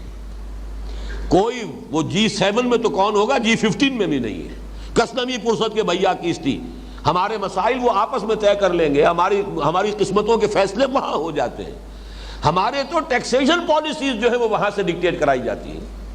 فورن پالیسی تو چھوڑیے، ہماری جنگ اور صلح کے معاملات کو تو چھوڑیے، معلوم ہوتا ہے جس شے کا نام عزت ہے، وہ جو اقبال نے کہا تھا، عبد القادر روہیلا والی جو نظم ہے کہ غیرت نام تھا جس کا گئی تیمور کے گھر سے، کہاں ہے غیرت؟ عزت نام کی کوئی شے نہیں۔ ہم سے کہیں کسی بین الاقوامی مسئلے میں ہماری رائے کوئی نہیں پوچھتا، کسنمی پرست کے بھیا کس تھی۔ ہیوملیشن کی وہ انتہا ہے، یہ آیت جو ہے یہ اس کی تشخیص کر کے بتا رہی کیوں ہے۔ افتؤمنون ببعض الکتاب وتکفرون ببعض، جب تک پوری کتاب کو قبول نہیں کرو گے، جب تک کہ وہ پورا نظام قائم نہیں کرو گے جس میں یہ پوری کتاب نافذ ہو رہی ہو، ٹیک اٹ اور لیو اٹ، کوئی مڈوے نہیں ہے، یا اس قرآن کو مانو یا چھوڑ دو، دفع ہو جاؤ۔ اللہ تعالیٰ کو تمہاری احتیاج اور ضرورت نہیں ہے، تمہیں اس کی ضرورت ہے۔ تو یہ ہے اصل میں آج کی ہماری کیفیت، الا خزی فی الحیات الدنیا، دنیا کی زندگی میں رسوائی، بے عزتی، جو بھی پامالی ہے، جو بھی اس وقت ہیوملیشن ہے پوری مسلمان امت کے لیے، پوری، اور ان میں سب برابر ہیں اس وقت۔ کون ہے شاذ کسی کا نام آپ لیا جا سکے کہ جو واقعتاً آزاد ملک اپنے پاؤں پر کھڑا ہے، اپنی پالیسیاں خود بناتا ہے؟ ایک آدھ ہے، اکثر و بیشتر کا جو بھی حال ہے وہ آپ کے علم میں۔ فما جزاء من یفعل ذلک منکم، اور دیکھ لیجئے اسی سے جو نتیجہ نکلتا ہے، یہ صورتحال ہماری ہرگز نہیں بدلے گی جب تک کہ کم سے کم کسی ایک خطہ ارضی کے اندر دین کا پورا نظام، شریعت کا پورا قانون نافذ نہ کر دیا جائے، کہ کوئی شے مستثنا نہ ہو، زندگی کا کوئی پہلو، حیات انسانی کا کوئی گوشہ جو ہے اس سے ماورا نہ رہے، مستثنا نہ رہے، سب اللہ کے حکم کے تلے اور اس کے تابع ہو جائے۔ جب تک یہ نہیں ہوگا ہماری قسمت بدلے گی نہیں۔ میں جو پوری کتاب میری چھپ چکی ہے، سابقہ اور مسلمان امتوں کا ماضی، حال اور مستقبل، اس میں جو میں نے ایک چیپٹر لکھا ہے اللہ کا قانون عذاب۔ عذاب جو ہے دنیا میں آتا ہے قومی جرائم کے اوپر،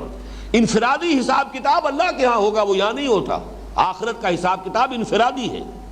کلہم آتی ہے یوم القیامت فردا، ہر ایک کو اکیلے جا کر کھڑے ہونا ہوگا اس کٹہرے کے اندر، جواب دہی اپنی کرنی پڑے گی۔ دنیا میں معاملہ انفرادی محاسبہ نہیں، قوموں کا محاسبہ ہے۔ قومی جرائم کے اوپر اجتماعی سزا یہاں ملتی ہے۔ اسی لیے اقبال نے کہا ہے کہ فطرت افراد سے اغماض بھی کر لیتی ہے، نہیں کرتی کبھی ملت کے گناہوں کو معاف۔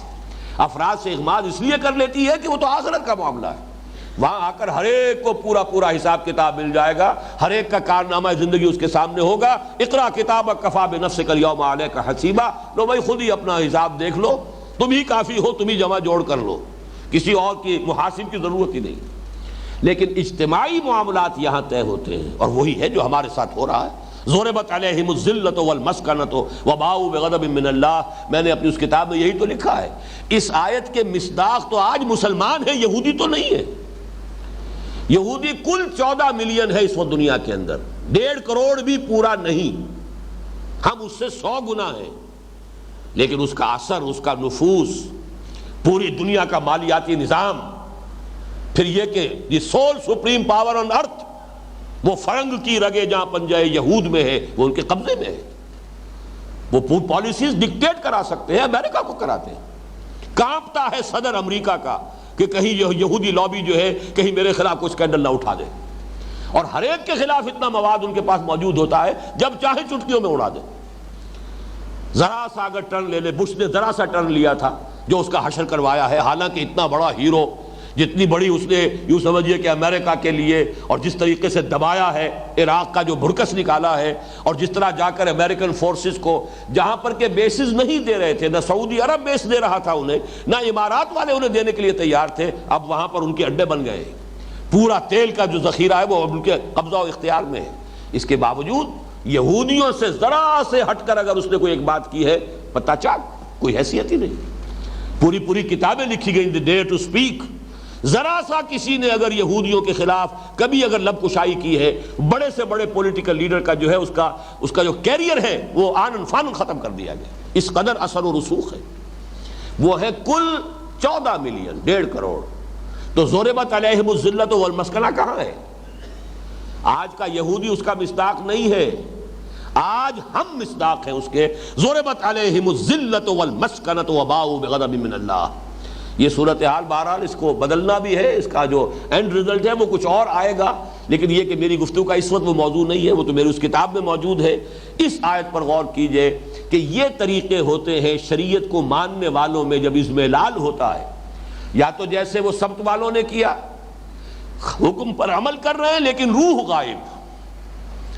مچھلیاں تو نہیں پکڑی ہفتے کے روز لیکن گڑھے کھودنے میں لگے رہے، تاکہ جو اصل مقصد تھا شریعت کا وہ تو غتربود، لیکن یہ کہ بہرحال اس شریعت کی ظاہری شکل جو ہے وہ برقرار۔ یا نمبر 2 بات یہ آئی کہ شریعت کا ایک حصہ سر آنکھوں پر، نماز پڑھیں گے جی، روزہ رکھیں گے، تراویح پڑھیں گے، سب کچھ کریں گے، ختم قرآن کریں گے، یہ ہوگا سب ہوگا، لیکن یہ سود کے بغیر تو دھندا چلتا نہیں، رشوت کے بغیر کام ہمارا چلتا نہیں۔ وہ ہر ایک نے کوئی نہ کوئی ایک گناہ کبیرہ، ہماری سوسائٹی کے ہر طبقے نے ایک گناہ کبیرہ اپنے لیے حلال کیا ہوا۔ ملازم پیش آئیں تو چاہے وہ جو سرکاری اختیارات میں خیانت ہے، چاہے امانت ان کے پاس ہے اس میں خیانت ہے، چاہے رشوت ہے، انہوں نے وہ کیا کریں جی، تنخواہوں میں گزارا نہیں ہوتا۔ کاروبار والوں نے سود کو، بلیک مارکیٹنگ کو، حلف نامے جھوٹے، حساب کتاب جو پیش کرتے ہیں انکم ٹیکس کے جھوٹے حلف نامے، یہ تو کیا کریں، یہ مجبوری ہے۔ باقی مسجدیں بنا دیں گے، تمہاری مسجد میں آ کے قالین ڈال دیں گے، اعلیٰ سے اعلیٰ جو ہے اس کے لیے فانوس لا کے لگا دیں گے، یہ اپنی جگہ ہے، لیکن یہ کہ بہرحال شریعت کا یہ حکم جو ناقابل عمل ہے۔ افتؤمنون ببعض الکتاب وتکفرون ببعض، اور یہ ان کا حال ہے جو شریعت پر کوئی عمل کرتے ہیں۔ باقی چھوڑیے ان کو جن کی زندگیوں سے شریعت خارج ہو چکی، جنہیں یہ بھی پتہ نہیں کہ جمعے کا دن کون سا ہوتا ہے، ہفتے میں کب آتا ہے کب جاتا ہے۔ وہ تو اب چونکہ چھٹی ہوتی ہے اس لیے پتہ چل جائے تو چل جائے کہ آج جمعے کا دن ہے، ورنہ ہمارے معاشرے میں وہ لوگ بھی ہیں جنہیں پتہ ہی نہیں ہوتا تھا جمعہ کب آیا اور گیا۔ تو وہ تو شریعت سے بالکل ہی گویا کہ اپنے طور پہ آزاد کر چکے، لیکن یہ کہ جو شریعت پر عمل کرتے ہیں ان کا عمل یہ ہے افتؤمنون ببعض الکتاب وتکفرون ببعض فما جزاء من يفعل ذلك منكم الا خزي في الحیاۃ الدنیا۔ اور سخت تر الفاظ آگے آ رہے ہیں، دنیا کی زندگی میں تو بے عزتی رسوائی ہوگی، وَيَوْمَ الْقِيَامَةِ يُرَدُّونَ إِلَىٰ أَشَدِّ الْعَذَابِ، اور قیامت کے دن جھونک دیے جائیں گے شدید ترین عذاب میں۔ یہ اشد کا لفظ آ رہا ہے، نوٹ کر لیجئے، اور یہی صیغہ ہے افعل التفضیل کا جو منافقین کے لیے آیا ہے۔ ان المنافقین فی الدرک الاسفل من النار، اسفل، منافق جہنم کے سب سے نچلے طبقے میں ہوں گے۔ کفر کے مقابلے میں اللہ تعالیٰ کو نفاق سے زیادہ نفرت ہے، نفاق زیادہ ناپسند ہے کفر کے مقابلے میں۔ کافر تو کھلا کھلا کہہ رہا ہے نا میں نہیں مانتا، بات ختم ہو گئی۔ یہ کہتے ہیں ہم مانتے ہیں اور پھر عمل یہ کر رہے ہیں، ان کی جسارت یہ، ڈٹائی کا یہ عالم ہے، یہ جو ہے استہزاء ہے، تمسخر ہے، اور یہ یقیناً اللہ کے غضب کو بھڑکانے والی بات۔ کبر مقتا عند اللہ ان تقولوا ما لا تفعلون، اللہ کے غضب کو بھڑکانے والی ہے یہ بات کہ تم کہو جو کرتے نہیں ہو۔ اسی لیے یہاں پر آیا وَيَوْمَ الْقِيَامَةِ يُرَدُّونَ إِلَىٰ أَشَدِّ الْعَذَابِ وَمَا اللَّهُ بِغَافِلٍ عَمَّا تَعْمَلُونَ، اور جان لو اللہ ناواقف نہیں ہے، غافل نہیں ہے اس سے کہ جو تم کر رہے ہو۔ تم اپنے ظاہری لبادوں سے، اپنے زبانی دعووں سے اللہ کو دھوکہ نہیں دے سکتے، تم خلق خدا کو دھوکہ دے سکتے ہو، ان کی زبانیں بند کر دو گے، ریشنلائز کرو گے اپنے ایٹیچیوڈ کو، بڑی جسٹیفیکیشن اس کے لیے فراہم کر لو گے جو چاہو گے، دنیا والوں کو چپ کرا لو گے. وَمَا اللَّهُ بِغَافِلٍ عَمَّا تَعْمَلُونَ, اللہ غافل نہیں ہے, ناواقف نہیں ہے. وہ تمہارے لباس سے, تمہارے عباؤں اور تمہارے جبوں اور تمہارے جو بھی تمہارا ظاہری تم نے تقویٰ کا لبادہ اوڑھا, اس سے دھوکہ کھانے والا نہیں ہے. ہر سال حج ہو رہا ہے, ہو کس سے رہا ہے؟ حرام کی کمائی سے ہو رہا ہے. یہ حج ہے. عمرہ ہو رہا ہے, ہر سال رمضان میں عمرہ ہو رہا ہے, کس کمائی سے ہو رہا ہے؟ جبکہ وہاں حدیث یہ ہے کہ منہ پر دے ماری جاتی ہے دعا, انا یستجاب لذالک, اس کی دعا قبول ہو تو کیسے ہو؟ وَمَطْعَمُهُ حَرَامٌ وَمَلْبَسُهُ حَرَامٌ وَغُذِيَ بِالْحَرَامِ, اس کا کھایا ہوا حرام کا ہے, پہنا ہوا حرام کا ہے, اور حرام غذا سے اس کا جسم بنا ہے. چاہے آپ جبل الرحمت پر کھڑے ہو کر 4 گھنٹے ہاتھ اٹھا لیجئے, اللہ کی ترازو میں زیرو ہے, کوئی وزن اس کا نہیں. اس لیے تم حرام خوری کر کے یہاں آئے, تمہارا سارا پیسہ جو تم نے خرچ کیا وہ حرام سے. وَمَا اللَّهُ بِغَافِلٍ عَمَّا تَعْمَلُونَ أُولَٰئِكَ الَّذِينَ اشْتَرَوُا الْحَيَاةَ الدُّنْيَا بِالْآخِرَةِ, یہ وہ لوگ ہیں جنہوں نے آخرت دے کر دنیا خرید لی ہے. یہ شرع یشری اور باع یبیع, یہ دونوں طرف چلتا ہے. بیع میں, خرید و فروخت میں ہوتا کیا ہے؟ آپ نے کوئی چیز دی اور دوسری لے لی. کسی زمانے میں تو ہوتا ہی مبادلہ تھا, بارٹر ہی ہوتا تھا, شے کا شے سے تبادلہ ہے. کسان نے محنت کی ہے, گندم اگائی ہے, اور یہ بیچارہ بیٹھا ہوا کرگے کے اوپر یہ کپڑا بنتا رہا ہے, اس نے کپڑا اس کو دیا اور اس سے جو ہے گندم لے لی. تو اصل میں کس کو قیمت کہے؟ وہ گندم قیمت ہے یا یہ کہ وہ کپڑا قیمت ہے؟ دونوں کو قیمت بھی کہہ سکتے ہیں اور دونوں کو جنس بھی کہہ سکتے ہیں. البتہ یہ کہ اب کرنسی ہے تو اس حوالے سے ہم کہتے ہیں قیمت اتنے روپے ہے یا اتنے ڈالر ہے یا اتنا سونا ہے یا اتنی چاندی ہے. لیکن یہاں پہ قرآن مجید میں یہ لفظ آتا ہے اس اوریجنل سینس میں, ایک شے دینا ایک لے لینا. یہ وہ لوگ ہیں جنہوں نے دنیا لی ہے, آخرت دے دی ہے. اولئک الذین اشتروا الحیاۃ الدنیا بالآخرہ, آخرت کے عوض آخرت دے کر دنیا خرید لی ہے. فلا یخفف عنہم العذاب ولا هم ینصرون, تو نہ ان پر سے عذاب کی تخفیف ہوگی, کبھی عذاب سخت سے سخت تر ہوتا چلا جائے گا, تخفیف نہیں ہوگی, نہ ہی ان کی کسی جانب سے کوئی مدد ہو سکے گی. اللہ تعالیٰ سے پناہ مانگیے اور دعا کیجئے کہ اللہ تعالیٰ ہمیں دین پر, لیکن پورے دین پر, ادخلوا فی السلم کافہ, پورے دین پر عمل پیرا ہونے کی توفیق عطا فرمائے. اور اگر بالفرض کسی کے لیے اس وقت پورے دین پر عمل کرنا ممکن نہیں ہے, دین کا ایک حصہ وہ ہے جو میرے اختیار ہی میں نہیں ہے.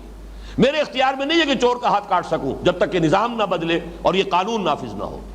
لیکن جو چیز میرے اختیار میں ہے اس وقت, چاہے اس میں بھوک آ جائے کوئی پرواہ نہیں, وہ تو وَلَنَبْلُوَنَّكُمْ بِشَيْءٍ مِّنَ الْخَوْفِ وَالْجُوعِ وَنَقْصٍ مِّنَ الْأَمْوَالِ وَالْأَنفُسِ وَالثَّمَرَاتِ, اس کی تو پیشگی تنبیہ موجود تھی. لیکن یہ ہے کہ جو میرے اختیار ہی میں نہیں ہے اس کا کفارہ ادا ہوگا. تن من دھن لگا دو اس نظام کو بدل کر اس نظام کو قائم کرنے میں, یہ گویا کہ تمہاری جد و جہد کفارہ بن جائے گی. اللہ تعالیٰ اسے قبول کرے گا کہ میرے اس بندے نے اس غلط نظام کے اندر پھلنے اور پھولنے پر اپنی محنتیں صرف نہیں کی ہے, بلکہ میرے اس بندے نے اس نظام کو بدلنے پر اپنی تمام توانائیاں صرف کر دی ہیں. یہ کفارہ ہوگا اس کا. اقول قولی ھذا واستغفر اللہ لی ولکم ولسائر المسلمین والمسلمات.